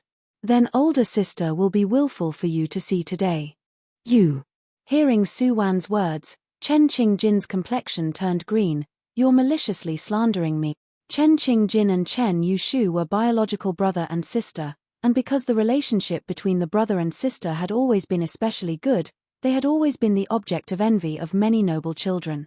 At this time, hearing Su Wan say that Chen Qingjin actually liked her own Gidge, everyone in the crowd looked at Chen Qingjin with strange gazes. Chapter 123. Those who were invited by the Empress Dowager to attend the banquet in the back palace were naturally noble ladies. These noble ladies were used to being elegant and indifferent in front of others. Even if they were fighting in their own residences, they were definitely experts in putting on an act. Everyone had never seen such a brazen shrew quarrel like Su Wan before. At this time, Chen Qingjin was also trembling with anger because of Su Wan. Even if she was normally rational and indifferent, being slandered by Su Wan in front of everyone's eyes, the anger in her heart couldn't help but rise. Su Wan, if you speak irresponsibly again, don't blame me for being impolite. Chen Qingjin suppressed her anger and fiercely glared at Su Wan in front of her. Seeing Chen Qingjin get angry, Su Wan somewhat contemptuously smiled. What, you flew into a rage out of humiliation after being exposed by me in front of everyone? Chen Qingjin, look at you. It's the new year and everyone is dressed jubilantly. Only you are dressed as if your mother died. Aya, sorry, I almost forgot that your mother died a long time ago. Seeing that Su Wan not only didn't know how to restrain herself, but also deliberately talked about her mother who died early, Chen Qingjin could no longer suppress the anger in her heart. She suddenly raised her arm and waved it, wanting to hit Su Wan's face. You don't have the qualifications to talk about my mother. You're not worthy. Pa. Chen Qingjin's hand was struck down in midair by Su Wan, who was already prepared. I'm not worthy. Su Wan narrowed her eyes and coldly looked at Chen Qingjin in front of her. Whether I'm worthy or not, it's Chen Furen who has the final say. And whether I'm worthy or not, it's also Chen Yushu who has the final say. Chen Qingjin, what do you think you are? As a daughter, do you hold a memorial service for your deceased mother every year? As a younger sister, you deliberately broke up your own older brother's marriage. Have you ever thought about your older brother's feelings? A person like you actually keeps on saying that I, Su Wan, am not worthy. Hearing Su Wan's words, Chen Qingjin stared blankly and the surrounding people couldn't help but keep quiet. They had never seen such an overbearing Su Wan. In the past, in order to express goodwill to Chen Yushu, Su Wan would regularly visit Chen Furen's grave every year to pay her respects. At that time, she was regarded as a love-struck fool and was the joke of the entire imperial capital. Now, listening to Su Wan's words, those noble ladies couldn't help but become silent. In the midst of everyone's silence, Chen Qingjin's expression became even more unsightly. Before her rebirth, She had been deceived by Yusha's hypocrisy and had always treated her as her own mother. And after her rebirth, she had always been thinking of taking revenge on all the people who had wronged her in her previous life. Chen Qingjin simply did not have the time or the mind to pay respects to her mother who had died early. Hatred had long blinded Chen Qingjin's eyes, making her unable to see the affection and love of this world. What she saw was only betrayal and deception, only disgust and hatred. At this time, feeling everyone's peculiar gazes looking at her and seeing Su Wan's arrogant face in front of her, Chen Qingjin once again recalled her miserable past life. She thought of the unborn child that had died innocently in her womb. For a moment, sorrow rose in her heart. She couldn't care too much, and with a pale face, she rushed towards Su Wen in front of her. In the previous life, if it wasn't because of Su Wan's obstruction, her brother would definitely seek justice for her and she wouldn't have ended up buried in the fire. Thinking of this, Chen Qingjin's gaze towards Su Wen carried a bone-deep hatred. Seeing Chen Qingjin rushing towards her, Su Wen only smiled.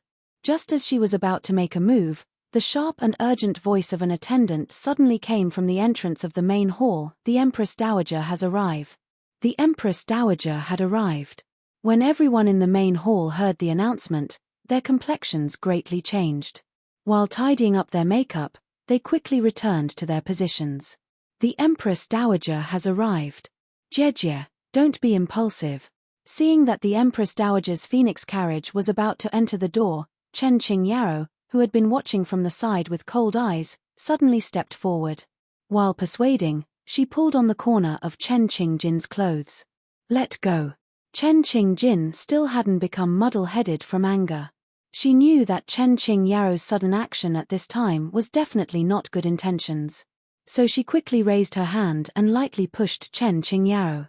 She originally wanted to push her away and let her not hinder her, but when Chen Qingyao retreated, she was seemingly unintentionally tripped by Su Wen beside her. Her whole body's center of gravity was unstable and she swayed and fell to the ground. Her bright and clean forehead just happened to hit the jade floor of the main hall, and in an instant, bright red blood flowed out. This unforeseen event happened so suddenly that when Yusha reacted and rushed over to hold her daughter, the Empress Dowager's phoenix carriage had already entered the main hall. In the main hall, who is so presumptuous? At this time, the main hall was somewhat chaotic. When the attendant saw the scene in the main hall, his eyes couldn't help but turn cold and he loudly berated. Yusha hugged Chen Qingyao, whose forehead was bleeding, and tremblingly kneeled on the ground, not knowing how to answer for a moment. And Chen Qingjin at the side was the first to recover at this time. She courteously bowed to the Empress Dowager. There wasn't any flustered expression on her face. This subject's daughter Chen Qingjin greets the Empress Dowager. May the Empress Dowager be blessed and safe. In the previous life, Chen Qingjin was very familiar with the Empress Dowager's temperament and nature. She knew that the Empress Dowager was not an unreasonable person, and the Empress Dowager also appreciated those people who were not afraid in the face of danger. So right now, Chen Qingjin was calm and composed. She even thought of an excuse. As long as the Empress Dowager opened her mouth and asked what the current situation was, she would definitely say that Su Wen deliberately slandered her.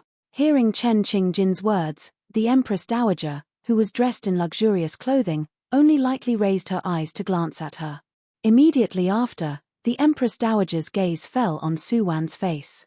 Seeing Su Wen also standing in the middle of the main hall with a pale face, the Empress Dowager couldn't help but frown. "Su Jia's girl, what's wrong? Are you scared? Come over to Ijia's side, let Ijia take a look." Chen Qingjin. Everyone. Empress Dowager. When Su Wen heard the Empress Dowager's voice, she immediately had an aggrieved face and pitifully rushed to the Empress Dowager's side. "Empress Dowager, you came at the right time. Just now, Chen Qingjin wanted to hit me and Qingyao Maimai stopped her at the side. In the end, she pushed me to the ground and even injured my forehead. Empress Dowager, you have to uphold justice for this official's daughter. Empress Dowager, you must not listen to Su Wan's one-sided word. The cause of the matter is actually..." Chen Qingjin saw Su Wen inverting right and wrong in front of the Empress Dowager. She couldn't wait to open her mouth to defend herself, but halfway through her words, she was interrupted by the Empress Dowager's cold and dignified voice. Impudent! Did Ijia allow you to speak? The Empress Dowager coldly looked at Chen Qingjin, who was dressed in plain silk and instinctively disliked her. What's more, she actually dared to bully her future daughter-in-law? Thinking of her little son who had a bitter life finally found a likable person with great difficulty and was already preparing to get married, how could she, as the Empress Dowager, allow her future daughter-in-law to be bullied by others in her own territory? Yusha, tell me what's going on. The Empress Dowager's gaze turned and immediately fell on Yusha and her daughter, who were not far away. Yusha's expression was somewhat complicated, replying to the Empress Dowager, "My daughter Chen Qingjin and eldest young Miss Su had some misunderstanding. She didn't really want to make a move against eldest young Miss Su. I hope that the Empress Dowager will investigate clearly."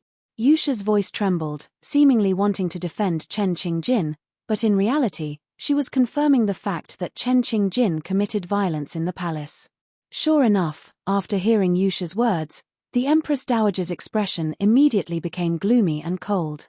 She lowered her eyes and coldly glanced at Chen Qingjin, then her gaze softly looked at Su Wn in front of her. "Sujio's girl, are you hurt? Quickly let Ijia see. This official's daughter is fine, it's just that Qing Yarrow Mai, she."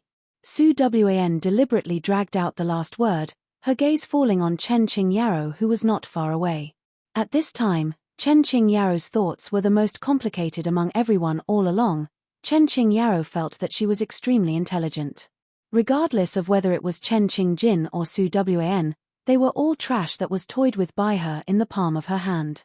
But today, she only knew that her seemingly innocent Jejie also had such a calm and collected side. And that idiot eldest young Miss Su, who she had always treated as cannon fodder, was even more amazing with a single brilliant feat. Just now, Chen Qing Yarrow saw with her own eyes that Su Wan deliberately tripped her, and now, she was crying out for her injustice in front of the Empress Dowager. It was only at this moment that Chen Qing Yarrow suddenly discovered that the Su Wan in front of her eyes was really unfamiliar. She wasn't at all like the idiot eldest young miss she knew before. Perhaps, the current her was the most real her. Come, help Chen Jia's young miss to leave first and summon the imperial physician to treat her. The Empress Dowager gave an order and palace maids immediately stepped forward to help Chen Qing Yarrow away from Yusha's arms. Waiting until Chen Qing Yarrow was helped away, the Empress Dowager coldly berated, "Chen Qingjin, publicly acting violently in the main hall, do you know your crime?" This subject's daughter doesn't know. Seeing that the Empress Dowager was intentionally biased towards Su Wan, Chen Qingjin's heart refused to accept it. She couldn't help but raise her eyes and meet the Empress Dowager's eyes. This subject's daughter still has something to say. Today's matter was clearly Su Wan. Ayo! Su Wan's scream once again interrupted Chen Qingjin's words. Chen Qingjin's expression was unsightly as she looked at Su Wan exaggeratedly holding her forehead. "My head hurt. I don't know if it was because of her anger. Empress Dowager, it's all Xiao Wan's fault. Xiao Wan shouldn't have provoked young Miss Chen and shouldn't have argued with her. Today was originally a great day, but Xiao Wan disappointed Empress Dowager. Empress Dowager, please punish me." As she spoke, Su Wan assumed a posture of kneeling down to admit her mistake.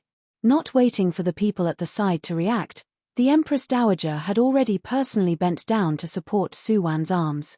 This action once again stunned the little fellows in the room. What kind of luck did this eldest young Miss Su have?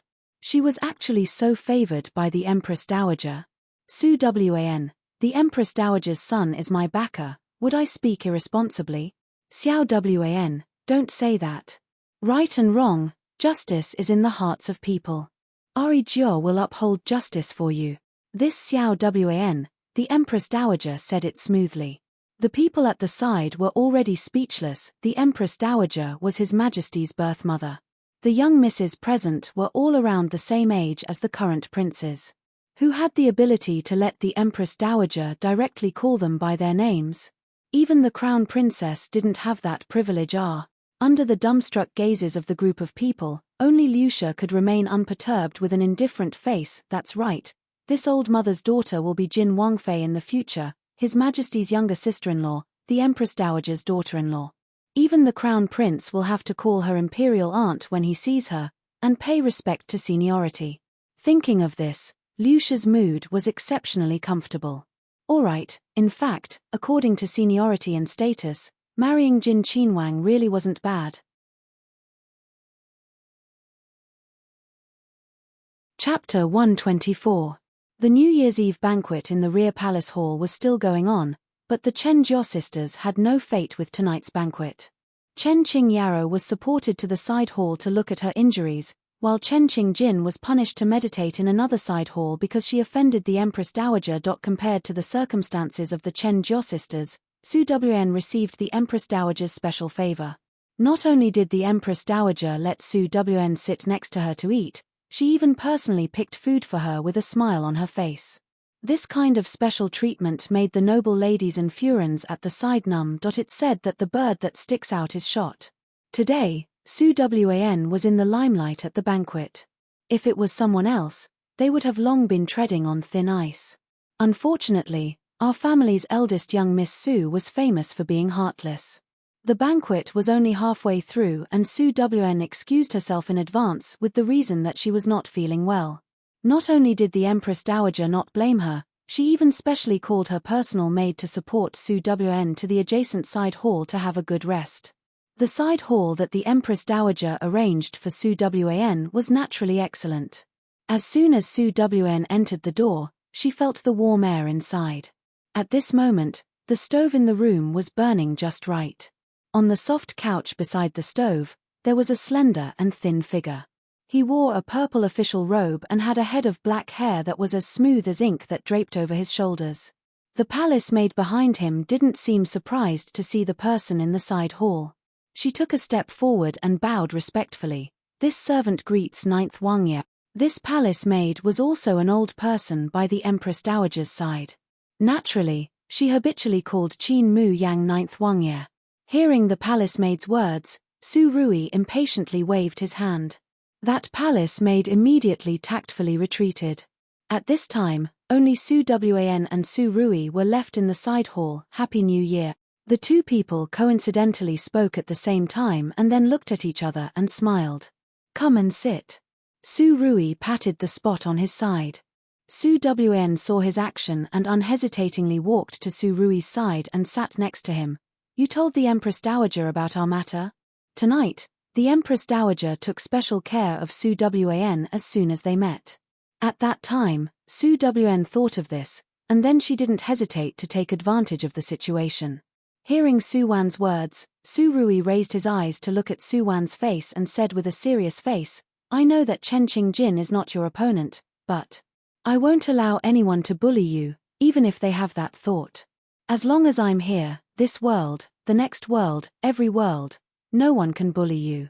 No one can bully you, not even me. Hearing Su Rui's words, Su Wen couldn't help but smile. You're childish, but I like it.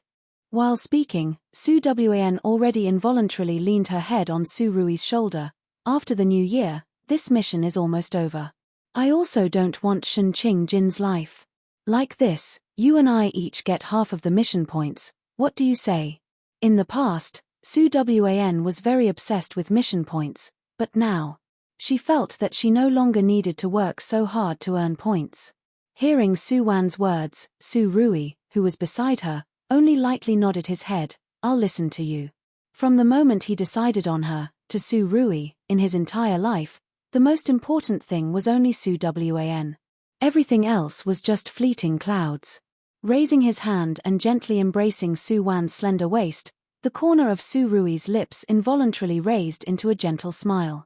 On the lively New Year's Eve, in the quiet side hall, the two people quietly snuggled together, peacefully and comfortably silently experiencing their first and last New Year's Eve in the Daking dynasty. At midnight, dazzling fireworks rose in the sky above the imperial city.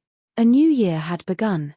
Chen Qing Jin, who was punished to reflect in the ice-cold side hall, looked at the brilliant fireworks outside the window through the crack of the window. For a moment, her heart was filled with mixed feelings. She didn't know what she did wrong.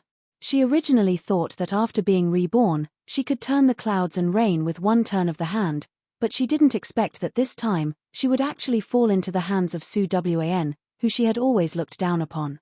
This made Chen Qingjin very unreconciled. She blankly stared at the fireworks in midair, lost in thought. When she returned to her senses, she suddenly caught a glimpse of a familiar figure from the corner of her eyes. Wasn't that Chen Qingyaro? Once she saw her past life's enemy, Chen Qingjin's expression immediately became serious.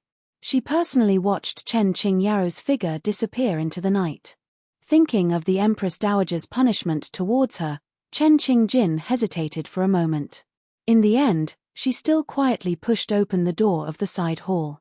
Taking advantage of the gap when no one was paying attention, she quickly followed the direction Chen Qingyaro left in the middle of the night. The palace road leading from the rear palace to the central palace was still brightly lit. As if afraid of being seen by others, Chen Qingyaro, who was in front, kept picking an unmanned path and slowly walked forward. Chen Qingjin held her breath and quietly followed behind her. Not long after, the two people had already left the rear palace and arrived at the imperial garden at the back of the central palace. In the cold winter, only the winter plum blossoms were still proudly standing upright in the imperial garden.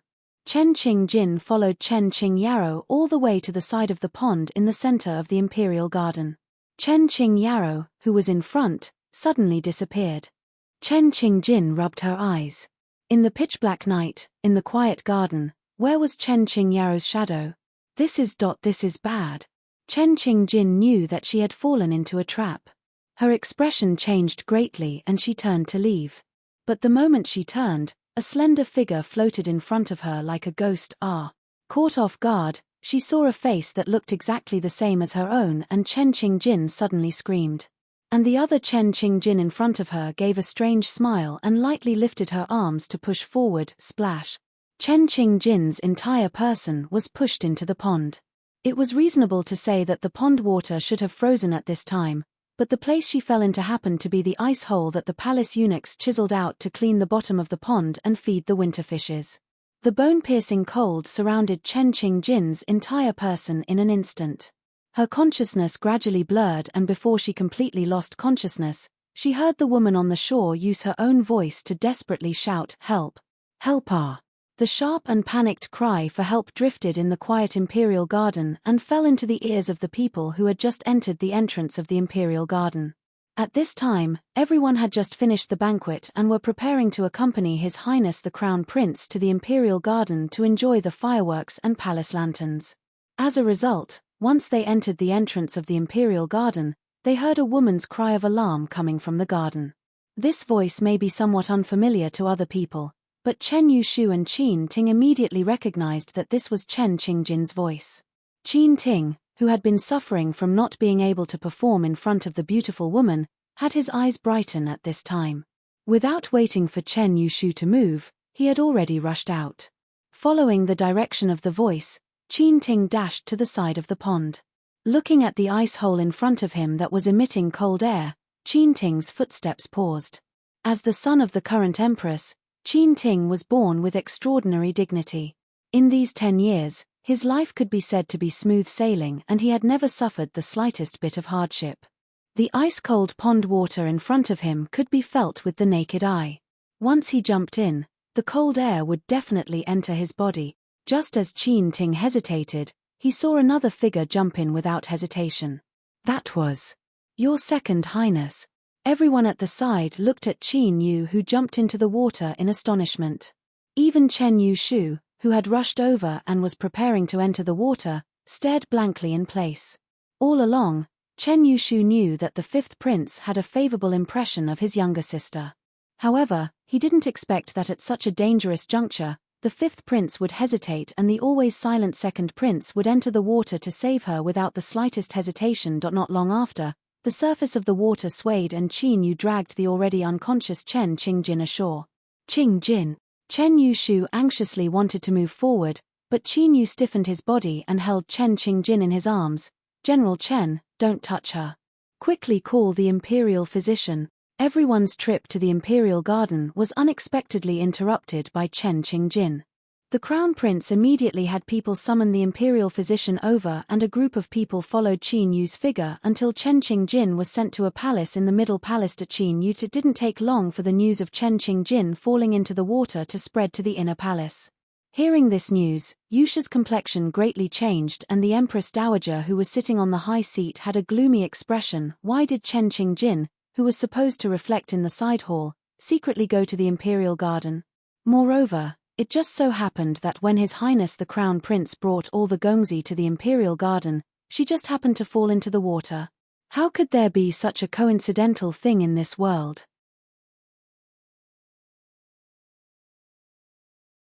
Chapter 125.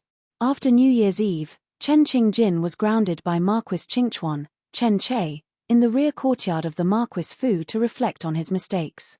But this did not prevent the nobles in the capital from continuing to talk behind Chen Qingjin's back.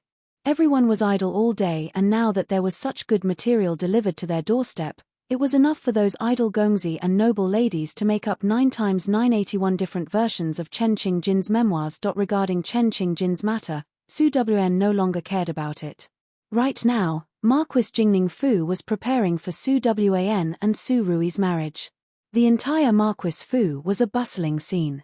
After the Lantern Festival, the news that Marquis Jingning Fu wanted to unite by marriage with Jin Qinwang Fu finally slowly spread in the capital. Once this news came out, it immediately replaced Chen Qingjin's scandal and became the hottest topic in the capital this year. The officials and common people of the imperial capital all knew that the always weak Jin Qinwang, Qin Mu Yang, had never been close to women. But why did he take a fancy to Marquis Jingning Fu's young Miss Su? It was rumored in the streets that 9th Wangye and young Miss Su were fated because of a white tiger king. The two of them felt like old friends at first sight and regretted not meeting earlier. Young Miss Su's natural, lively, fei personality also made 9th Wangye, who had been lonely for more than 20 years, feel moved.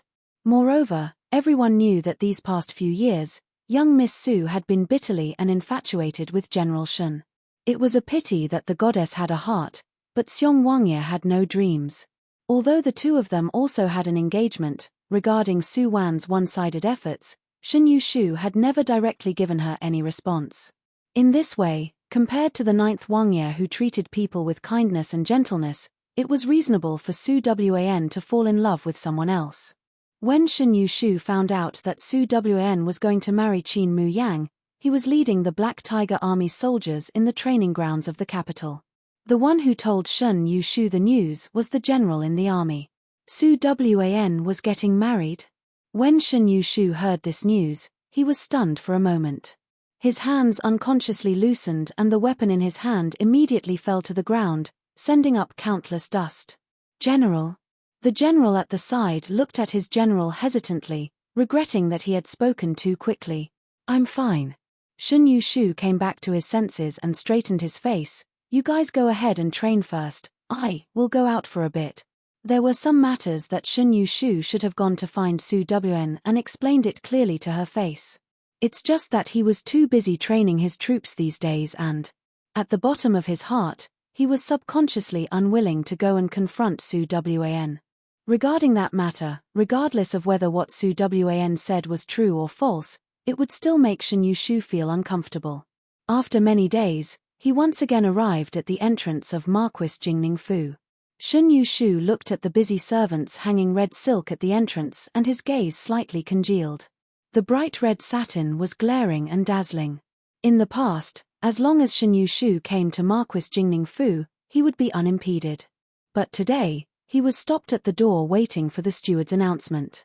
When Shun Yushu finally saw Su Wan, it was already a quarter of an hour later. The weather in the first month was still chilly.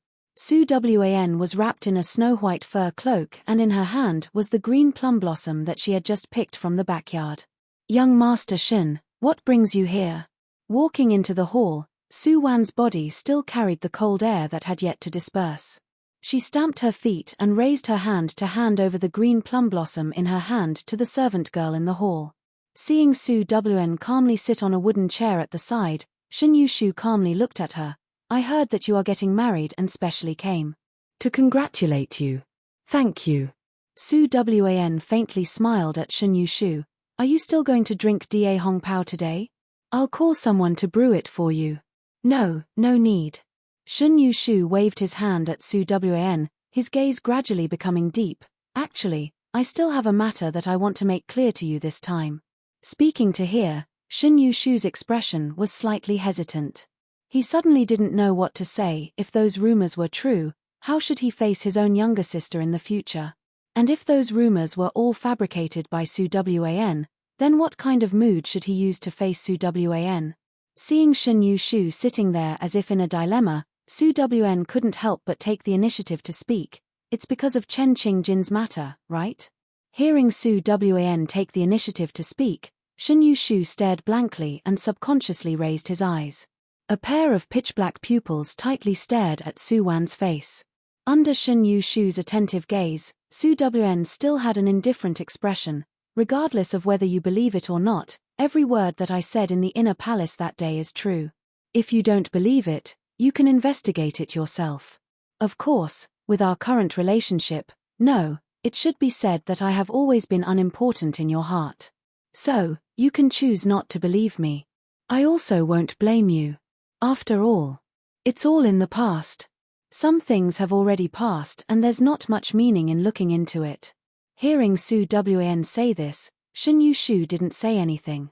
He just quietly looked at Su Wan's eyes, as if wanting to see through her with a glance. You broke off the engagement with me at that time. Was it because of Qingjin? Or was it because of Jin Qinwang? No proud man was willing to admit that he was the one who was abandoned. Shun Yushu was no exception. Is there still any meaning in saying this now? Su Wan lowered her eyes and somewhat irritably tightened the cloak on her body. She was no longer willing to look at Shun Yushu face to face. She didn't admit it, nor did she deny it. This made Shun Yushu's mood very vexed. However, what else was there to be vexed about? He and she had long become strangers who had no relationship with each other. Walking out of Marquis Jingning Fu, Shun Yushu glanced back at the gilded plaque of the Marquis Fu under the sunlight. In this lifetime, he would probably never take half a step into this place again. Smiling somewhat self-deprecatingly, Shun Yushu was about to turn around and leave when he suddenly caught a glimpse of a familiar figure from the corner of his eyes. That was eldest young master. When you stood in the small alley outside the walls of Marquis Jingning Fu, quietly looking at Shun Yushu who was not far away. This word eldest young master made Shun Yushu's gaze congeal. He quickly walked to the entrance of the alley and coldly looked at the woman in front of him. You are you? Right now, the woman in front of him was much thinner and more haggard than the you are you in Shun Yushu's memory. Eldest young master, this servant is now called Wen Yu, eldest young Miss Su's personal maid. Wen Yu lightly saluted Chen Yushu and informed him of her current identity. You said that you're Su Wan's. What's going on? Shun Yushu's thoughts were already disrupted by Wen Yu's words. Qingjin said that you were beaten to death by Chen Mion, how could you? This servant indeed almost lost her life. It was young Miss Su who saved this servant and gave this servant a new life. Speaking up to hear, Wen Yu firmly bit her lips. She took a deep breath and suddenly knelt in front of Shun Yushu as if she had made up her mind. Eldest young master, this servant deserves to die 10,000 times for her crimes. This servant is guilty. This servant has let down young Miss Su, let down eldest young master. You are you. Shun Yushu's heart shook. Although he had already thought of a certain possibility, he didn't dare to be sure. Could it be that what Su Wan said was true? It really was Qingjin. It was Qingjin, she. Yes.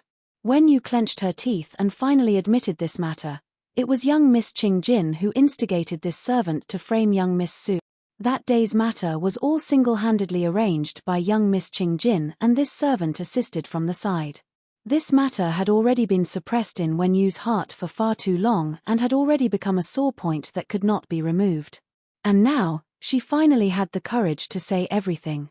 When Wen Yu told Shun Yushu the plan that day without missing a word, Shun Yushu's complexion was already extremely unsightly. He didn't think that the little sister that he had always doted on would actually be malicious to this degree. Now that he thought about it, Qingjin seemed to have never liked Su Wan. But this could not become a reason for her to harm others. It must be known that a woman's reputation and integrity in the Daking dynasty was something more important than her life. Not only did Qing Jin want to destroy Su Wan's reputation, she also wanted to push her to Chen Mian. What kind of trash was Chen Mian? Once he thought of how Su Wan was almost defiled by Chen Mian that day, Shen Yushu couldn't help but tightly clench his fists. Seeing Shen Yushu's tightly clenched fists and the blood red in his eyes, Wen Yu once again hardened her heart. She slowly raised her head and looked at Shen Yushu with a serious face. Eldest young master, do you know why young Miss Su broke the engagement? Why was she willing to marry Jin Qinwang? What else do you know? Tell me. Wen Yu's words made Shen Yushu recover from his anger. He knew that what Wen Yu was going to say next was perhaps what she truly wanted to tell him, and this answer, perhaps, was not what he wanted to know. Marquis Jingning Fu, rear courtyard. After sending off Shen Yushu, Su Wan brought Wen Yu back to her boudoir. Today, the Imperial Clothing Bureau had already brought the wedding dress over. This was the Wang Fei's wedding dress that the Empress Dowager had decreed. The bright red wedding dress was made of the best and most expensive red snow satin. The edges were lined with golden threads and embroidered with auspicious cloud patterns. On the chest area was a pair of lively mandarin ducks intertwined with each other, and the hem of the skirt was inlaid with smooth and round pearls from the Eastern Sea. This wedding dress was priceless and was comparable to the Empress Phoenix gown. Young miss, this wedding dress is too beautiful. The Empress Dowager and Wang Ye are really too good to you. Wen Yu saw the priceless wedding dress that was neatly arranged on the bed, and her pair of eyes were emitting a golden light. Su Wan slowly walked to the bedside and raised her hand to lightly touch this somewhat familiar wedding dress. This wedding dress was indeed custom-made according to the Empress specifications. Not the Empress of the Daking dynasty, but the Empress of the Daxia dynasty. Su Wan somewhat absent-mindedly remembered that in that world, she and Su Rui met for the first time and separated for the first time. At that time, she was wearing this kind of wedding dress and in the end, disappeared from Su Rui's embrace. It turns out, he still remembered. It turns out, she also never forgot. The 8th day of the 2nd month, an auspicious day, suitable for marriage. In the center of the imperial capital, from Marquis Jingning Fu to Jin Qinwang Fu, the not-too-long street was occupied by a very long wedding procession. The sweet-sounding joyous music spread throughout the imperial capital along with the cool breeze. Both sides of the long street were already surrounded by the common people of the imperial capital who came to watch the excitement.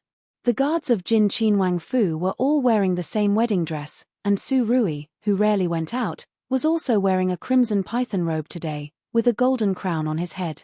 The people of the imperial capital only knew that Jin Qinwang was wise and far-sighted. Very few people had seen the true appearance of this Qinwang who lived in the legends. Now that Su Rui was riding a Fergana horse and wearing a solemn formal attire, appearing in front of everyone with a calm expression, it immediately caused a cry of surprise. It turns out that our family's Wang Ye was actually so peerless in his generation. The young girls of the imperial capital expressed that their hearts were about to break if they knew that Wang Ye was this handsome. This servant would also be willing to give birth to a monkey for you. In fact, according to Daking's ancestral system, when a Qinwang got married, the groom didn't need to personally welcome him. He only needed to send a wedding procession to carry the bride's carriage to the Wangfu's main entrance before the auspicious time. But this time, Su Rui still insisted on personally going to Marquis Jingning Fu to welcome him. Not everyone had this kind of opportunity to complete different weddings with their beloved in different worlds.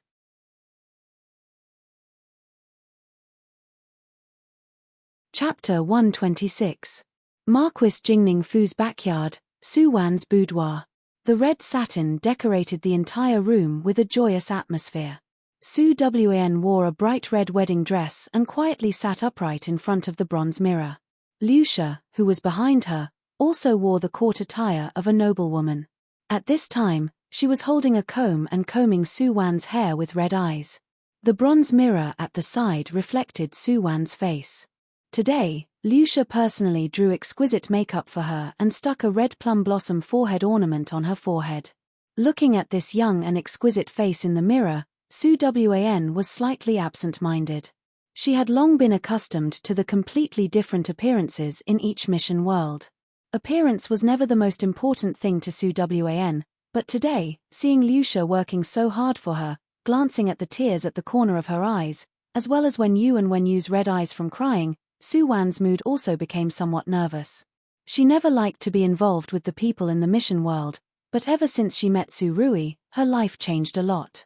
It was the first time she married Su Rui in the mission world. At that time, he was still Fang family's eldest young master. The two people's wedding was like a show. After the wedding, the two people returned to their respective rooms and no longer intersected. And because of Su Xiaosu's existence, that wedding in the online game was so noisy that she didn't have any impression of it. This time, in this world, it was Su Wan's first time taking a wedding seriously. This was her and Su Rui's big wedding. As long as she thought of Su Rui in her heart, Su Wan would feel that her heart, which had been empty for a long time, was filled to the brim by him. The return of love is the return of the heart. The melodious, joyous music was getting closer and closer.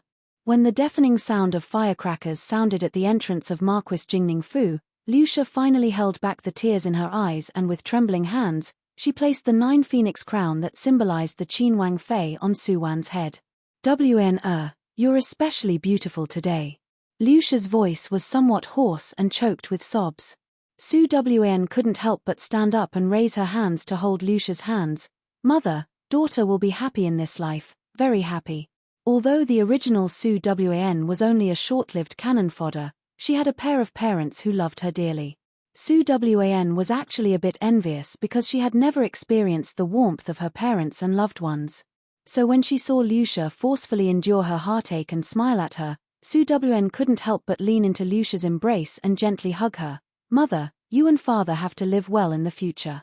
Even if I'm not here, you guys have to live well. Child, what do you mean by no longer here? Child's words carry no harm. Lucia pretended to be angry and patted Su Wan's back. Although you've married out, you'll always be mother's sweetheart in this life. If Wang Ye bullies you, you tell mother and mother will absolutely not spare him. Mother, don't worry. His Highness treats me well. He won't let me down. Su Wan smiled brilliantly at Lucia. Seeing her daughter's sincere smile, Lucia wiped away the tears at the corner of her eyes and earnestly took the gold-embroidered cloud robe from Wen Yu's hands and carefully draped it over Su Wan's shoulders. Mrs. Su, Princess, it's the auspicious time. At this time, the clear and respectful voice of Jin Wangfu's maidservant rang outside the door. All right, it's the auspicious time. Taking a deep breath, Lucia once again firmly grasped Su Wan's hand. It's time to set off. Su Wan nodded and under the support of Wen Yu, she arrived at the door and forcefully pushed open the door to the room. Outside the door, a familiar figure immediately entered Su Wan's eyes, a slender and perfect figure, an unparalleled handsome appearance. Su Rui raised his eyebrows and the corners of his mouth slightly curled up as he stood outside Su Wan's door. That crimson python robe made him look noble and elegant at this moment. Wang Ye? Lucia, who was following behind Su Wan, was also stunned. According to Daking's customs, the bride only needed to be carried out of the courtyard by the matchmaker. Of course, because Su Wan's identity was a princess, the person carrying her should have been Jin Wangfu's nanny in charge. But how did it suddenly become Wang Ye himself?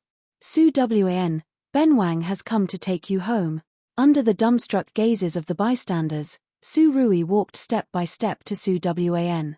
Then, with a confident and unrestrained turn, he very naturally bent down in front of Su Wan. In this world, there was only this kind of person who was worthy of him, Su Rui, being willing to bow his head. Su Wan pursed her lips and lifted her skirt to stand behind Su Rui. Looking at his broad and familiar back, the corner of Su Wan's lips involuntarily curved. Just like before, her hands tightly embraced his neck and then her whole body jumped onto his back, sticking her face on Su Rui's back. This was the action that made Su Wan feel the most at ease. Seeing Su Rui carrying Su Wan and leaving step by step, Lucia stood at the door of her daughter's boudoir in a daze for a long time.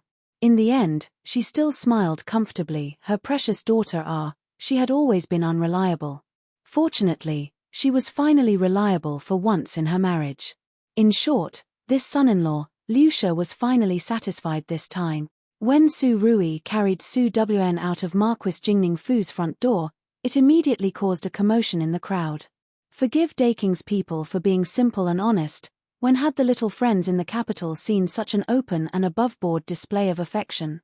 This was simply blinding people's eyes, all right? Wang Ye, Wang Fei, Zui Yu, who had been guarding the sedan chair the whole time, saw the two people come out and immediately attentively and respectfully took out a stepping stool and placed it under the sedan chair. As a result, the conscientious child Zui Yu received Wang Ye Daren's cold eyes, adding an endless cold effect. Zui Yu.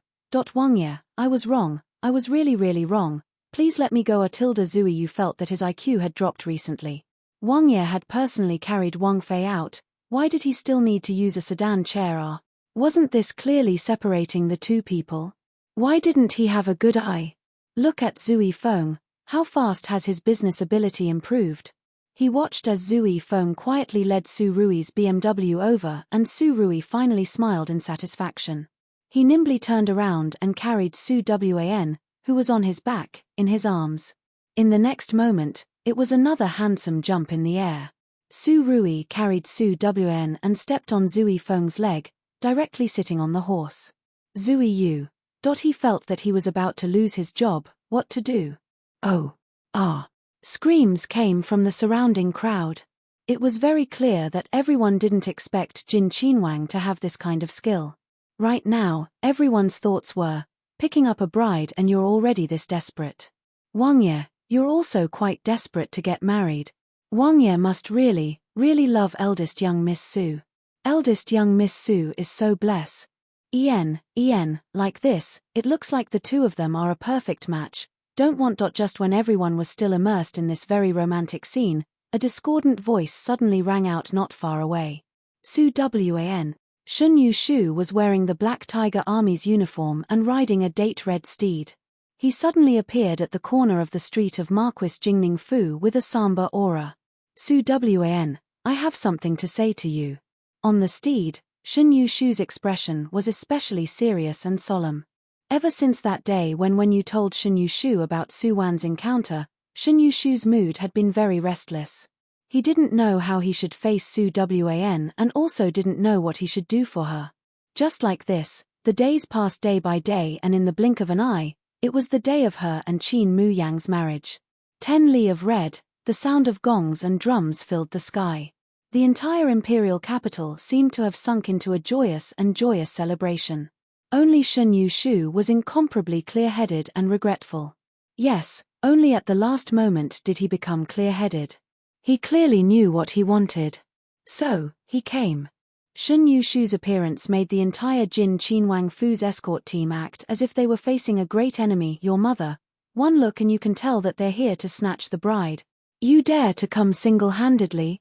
Are you looking down on our Jin Qinwang Fu's people?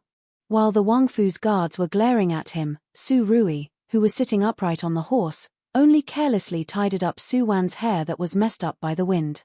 He then lazily raised his eyes and looked at Shun Yushu, who was not far away, with a face of indifference. Shun Daren, Bunwang's Wang Fei has nothing to say to you. Every time I get married, I always encounter a brainless ex-husband who comes to snatch the bride. I really want to kill them, what should I do? On this joyous day, Su Rui didn't want to see blood, so he patiently replied to Shun Yushu. But when Shun Yushu heard Su Rui's words, he didn't leave. Instead, he stared at Su Wan with a profound gaze. Su Wan, I know about your matters. I regret it now. I don't want to lose you, I am willing to marry you. Although after knowing what happened to Su Wan, Shun Yushu also hesitated and struggled, but in the end, he still felt that he couldn't miss a woman who loved him so deeply. Su Wan had once sacrificed a lot for him. The reason why she had that kind of experience was also because of him. As a man, Shun Yushu felt that he had the responsibility to be responsible for her life. Hearing Shun Yushu's affectionate confession, Su Wan finally raised her eyes and faintly looked at him. In fact, on the day that when you and Shun Yushu met, Su Wan already knew about it. She had been thinking whether or not Shun Yushu would come to look for her and when he would appear. She didn't expect that he would choose to appear at such an unsuitable time. If on that day, Shin Yushu returned to Su Fu to confess to Su Wn, perhaps, Su Wn would still feel that Shin Yushu was a responsible and good man, but now. Shindarin, I also regret it. Su Wan lightly smiled at Shin Yushu. I regret that I once liked someone like you, coward. Su Wan. Shin Yushu received a blow to his heart from Su Wan. His expression was unsightly and for a moment, he didn't know how to react. Let's go, don't delay the auspicious time. Not caring about Shin Yushu's expression, Su Wan turned her head and softly whispered in Su Rui's ear. En. Su Rui nodded and directly ignored Shin Yushu's figure. Carrying Su Wan, he rode the horse and leisurely headed towards Jin Wangfu. Everyone in the Wangfu once again beat the gongs and drums. The entire journey was very lively and joyous. From Marquis Jingning Fu to Jin Wangfu, in the short journey, the two people received countless gazes and also heard many blessings from the common people. Su Rui had been tightly hugging Su Wan in his embrace, his pair of big hands also tightly holding her slender little hands. This pair of hands, once he held them, he would never let them go again, unless he died. The imperial family's wedding was always particularly tedious and a waste of time. By the time Su Wan finished her ceremony and returned to the bridal chamber, her entire person had already been tossed around until she didn't have any strength. Looking at the comfortable and soft dragon and phoenix couch in the bridal chamber, Su Wan simply took off the heavy phoenix crown on her head and threw herself onto the bed. So comfortable that she didn't want it.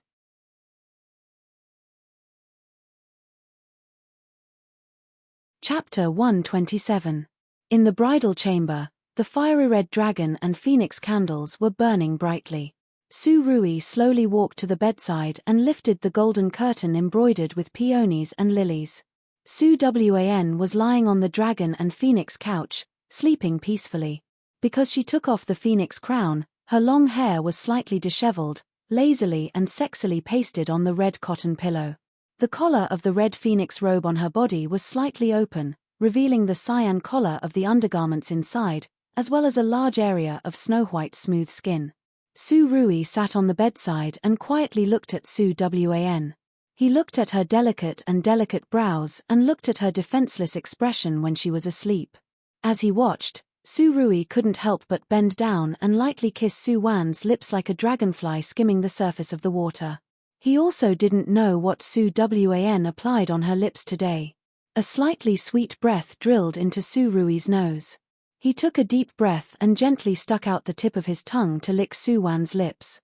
The numbness and strange feeling between her lips made Su Wan wake up from her deep sleep. Right now, her consciousness was still somewhat muddled. Feeling the familiar and peaceful aura lingering around her, Su Wan's eyelashes trembled and she slowly opened her eyes. Meeting Su Rui's dark and gloomy gaze, Su Wan blinked. You're back? En. Su Rui nodded at Su Wan and his gaze fell on her body. Are you tired? What do you think? Seeing that he already knew the answer, Su Wan couldn't help but raise her eyebrows. She wore such a heavy phoenix crown and robe and accompanied him to complete the conferring ceremony. It took a few hours, how could she not be tired? Oh. Seeing Su Wan's somewhat resentful expression, Su Rui's gaze flashed.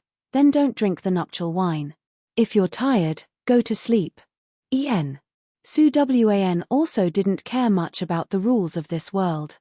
Hearing Su Rui's words, she nodded and lazily turned over. But just as she turned over, her entire body was forcefully pulled back by Su Rui. At least undress before going to sleep, right? Seeing that you're this tired, I'll help you bathe and undress. Su Wan didn't even have time to refuse when she was lifted up from the bed and carried all the way to the bathroom of the bridal room. The bathroom was filled with a faint mist. In order to prepare the bath for the bridal chamber, the servants in the mansion had already smoked the orchids. With the addition of the Western region spices given by the emperor, the whole pool was filled with a fragrant mist. Su Rui placed Su Wan on the white jade by the side of the bathtub. A pair of big hands nimbly tore open the bright red wedding dress on her. The bright red color landed on the snow-white jade ground, exceptionally eye-catching. Right now, Su Wan was only wearing a thin cyan inner garment. Her exquisite curves were faintly discernible under the cover of the thin garment. Su Rui's gaze involuntarily darkened and his breathing quickened.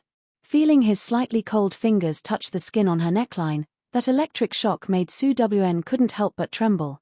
Su Rui, I'll do it myself. Su Wan somewhat impatiently wanted to brush away Su Rui's big hands, but Su Rui first raised his hands and imprisoned Su Wan's entire body in front of his chest. Then he carried her and directly jumped into the bath. The fragrance lingered and the water was misty. The warm water flow carried an intoxicating fragrance and attacked Su Wan's nerves in an instant. She was absent-minded for a moment, and the next moment, Su Rui had already leaned against her ear and softly whispered, "Xiao Wan, I love you. I love you." These 3 simple words, but they were the most pleasant to hear in this world. Su Wan raised her eyes and looked at the familiar and charming outline of the man in front of her in the mist. She couldn't help but raise her hand, and her fingers gently slid over Su Rui's eyebrows. "Su Rui, I love you too." What answered her was Su Rui's overwhelming kisses. Cloudy hair, golden hair ornaments, hibiscus tint warm the spring night.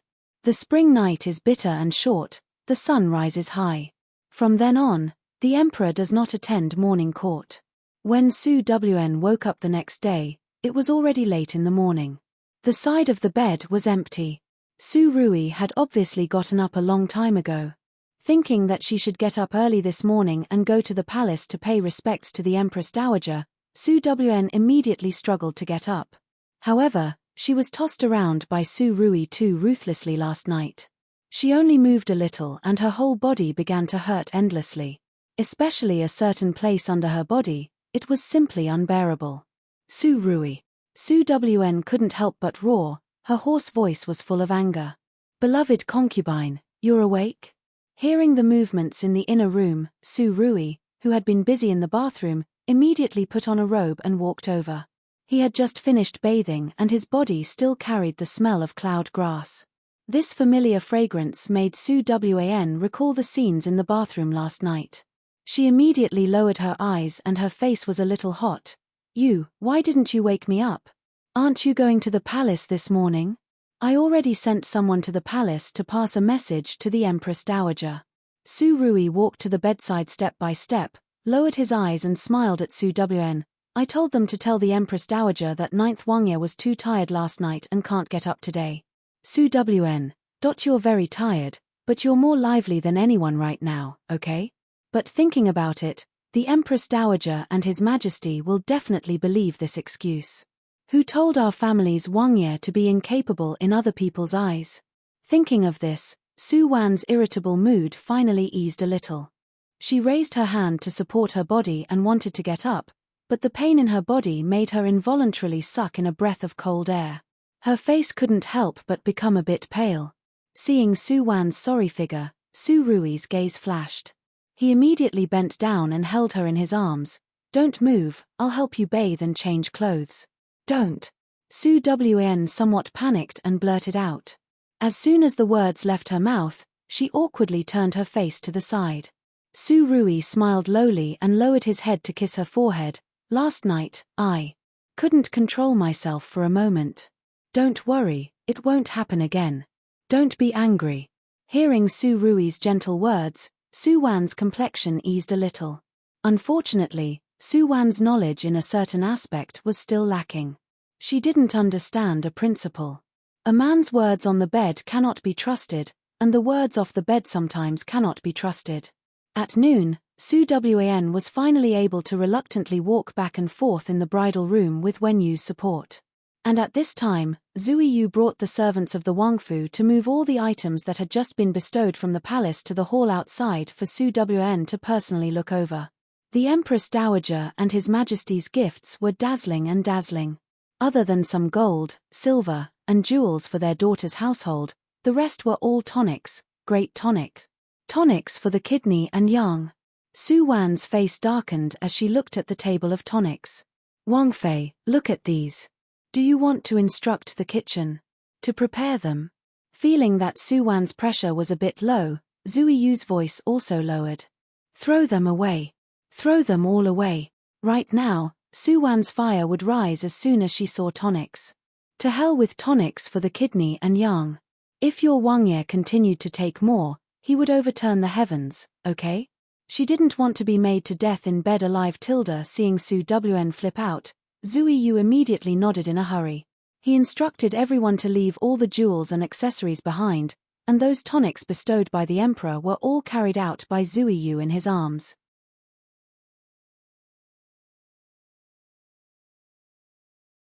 Chapter 128.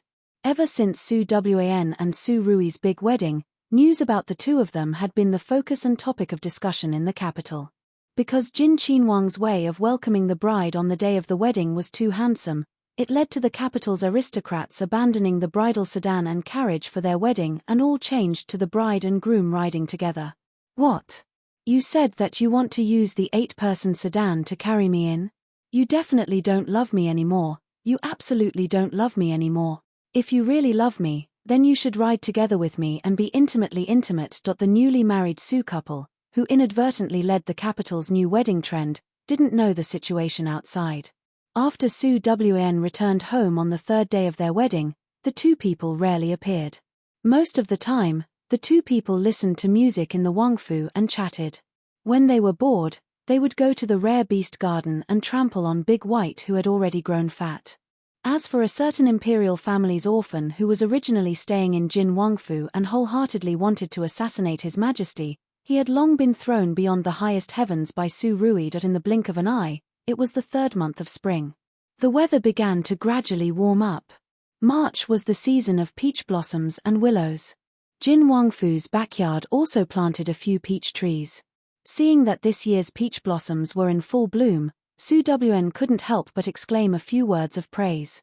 And Su Wan's words somehow reached Su Rui's ears. Not long after, our family's Wang Ye ordered people to transplant the peach blossom forest on the outskirts of the capital to the Wangfu's other courtyard. It was a huge house with 3 courtyards, and the courtyard was filled with peach trees that were in full bloom. Since then, there was another anecdote about Jin Wang Ye's lover in the capital. And the noble young masters and ladies who had been hiding in their respective mansions for the entire winter were ready to make a move when spring arrived. When they learned that Jin Wangfu's other courtyard was filled with peach blossom trees, like a peach blossom fairyland, some people's hearts began to run wild, wanting to encounter a romantic love like Jin Wang Ye and his wife in such a beautiful scenery. As a result, under the urging of a group of imperial relatives, Henan Wang's heir apparent, Qin Xiong, personally went to Jin Wangfu to pay his respects. He tactfully asked Su Rui and Su Wan's intentions and learned that the children of the influential families wanted to hold a spring party in the Wangfu's other courtyard. Su Rui instinctively disliked it. Those peach blossoms were prepared by him for Su Wan. How could he casually let other people admire them? Fortunately, Su Wan quite liked lively scenes. In the end, she made the decision on this matter. As a result, the news of Jin Wangfei holding a spring party in Peach Blossom Courtyard began to spread like wildfire in the capital. Ever since Su Wan married into Jin Qinhuang Fu, Marquis Qingchuan Fu suffered all kinds of suppression in court. And because of Shun Yushu's impulsive actions on the day of the wedding, he was punished by His Majesty to stop all military affairs and shut himself in the Fu to ponder over his mistakes. The current Marquis Qingchuan Fu and 1 year ago already had too many differences. Su Jiao broke off the engagement with Shun Yushu and Shun Qingjin's reputation was swept to the ground because of the matter on New Year's Eve. For the first time, Marquis Qingchuan, Chen Che, was disappointed with his Di son and Di daughter. He originally planned to take advantage of Shun Qingjin's youth and beauty to find a good home for her. This way, he would be able to have more help in court. Unfortunately, Shun Qingjin was now disliked by many aristocrats. Even 5th Prince Qinting, who had always had a good impression of Shun Qingjin, recently rarely went in and out of the Shun Fu. All of this made Chen Che feel vexed. Fortunately, he and Yusha still had a daughter, Shun Qingyao.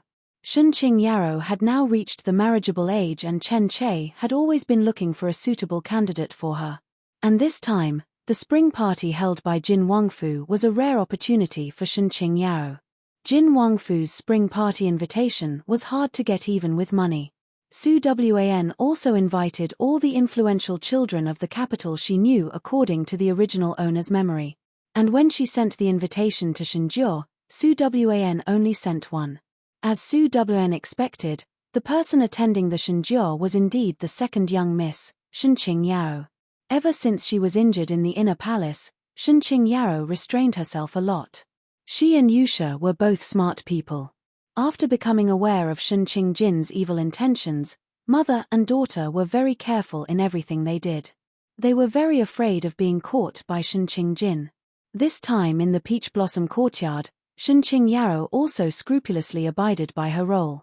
She was especially well-behaved and docile, and this kind of disguise really received the favor of a few gongzi. Seeing Shenqing Yao and an imperial family's child getting into a heated discussion, Su Wan calmly smiled. Jealousy can make people crazy, and a woman's jealousy is especially so. In the previous life, because Shenqing Yao was always jealous of her elder sister, she deliberately plotted and killed Shenqing Jin by hook or by crook. And in this life, Shenqing Jin watched as Shenqing Yao got better day by day. What would she do? Marquis Qingchuan Fu. In the rear courtyard, Shenqing Jin's complexion turned green as she stared at her own face in the bronze mirror. Recently, she would often be woken up by nightmares. In that nightmare, there were the cries of babies everywhere and there was a boundless fire. In the dream, she couldn't find a way out and could only be burned alive again. Everything in the previous life was still vivid in her mind, but Shenqing Jin couldn't help but clench her fists. She thought that after she was reborn, everything could develop according to her imagination. However, everything in this world was different. Yu was no longer here. Su Wan gave up eldest brother and married Jin Qinwang to become a Wangfei. And eldest brother he seemed to have always misunderstood her and was unwilling to get close to her. Shenqing Yao, that slut, became even smarter and more careful in this life. It was almost very difficult for her to grab hold of her and Yusha's weakness. She didn't know when everything started to break away from Shenqing Jin's control. The only one that made her feel at ease, perhaps, was only that person. Shenqing Jin's gaze was somewhat absent-minded. She once again remembered that day when she regained consciousness in the cold and stiff state, that man's deep and concerned gaze. Second Highness, Qin Yu. Shenqing Jin and he didn't have any interactions, but that day, he was the one who disregarded everything to save her when she fell into the ice cave. Moreover, that day, the gaze he looked at her with was too deep and enchanting, making Shenqing Jin involuntarily somewhat moved. After the spring garden gathering ended, there was another light rain in the imperial capital. This was the first spring rain of this year. A luxurious carriage slowly moved on the long street. When it passed by the main entrance of Marquis Qingchuan Fu, the curtain of the carriage was lifted by someone, revealing a well-defined and handsome face. Qin Yu stared blankly at the plaque of Marquis Qingchuan Fu that was somewhat obscured by the cyan-colored rain. He didn't know why, but he remembered a certain day last winter. That day, he was ordered to leave the capital to handle some matters. As a result, he encountered a top-notch assassin on the way. One of the secret guards by his side was lost. Qin Yu was protected by the remaining secret guard with all his might and finally escaped. However, the two people were still separated on the way to escape. At that time, Qin Yu was also seriously injured. That day, he really thought that he was going to die in the wilderness. As a result, a cyan-clothed young girl fell from the sky and pulled him back from the edge of life and death. At that time, Qin Yu's consciousness was fuzzy, but he still saw the face of the young girl who applied medicine on him and took care of him. She was Shenqing Jin. Sometimes, the heart only moved for a short moment. Before Qin Yu completely lost consciousness, he vaguely saw Shenqing Jin's gentle and deep gaze as she seriously and attentively wrapped the gauze around his wound. At that time, she was leaning over his head, her soft hair lightly sweeping across Qin Yu's face. That gentle sweep also swept into the depths of his heart. The carriage stopped outside the entrance of Marquis Qingchuan Fu for a while. Finally, Qin Yu still put down the curtain and ordered the driver to drive back to his Wangfu. The rain became heavier and heavier. A young girl dressed in black quietly stood in the middle of the long street. Her black hair was already drenched by the rain, but she still stood in the same place as before, blankly looking at the direction Qin Yu's carriage left in. Zui Shui, go back. Your mission is over. A hoarse male voice came from behind. In the blue mist, a dreamlike figure gradually condensed into a tall figure beside Zui Shui. Chasing mist. Zui Shui turned around and stared at the man beside her. I am not a qualified secret guard, I was moved by the goal of my mission.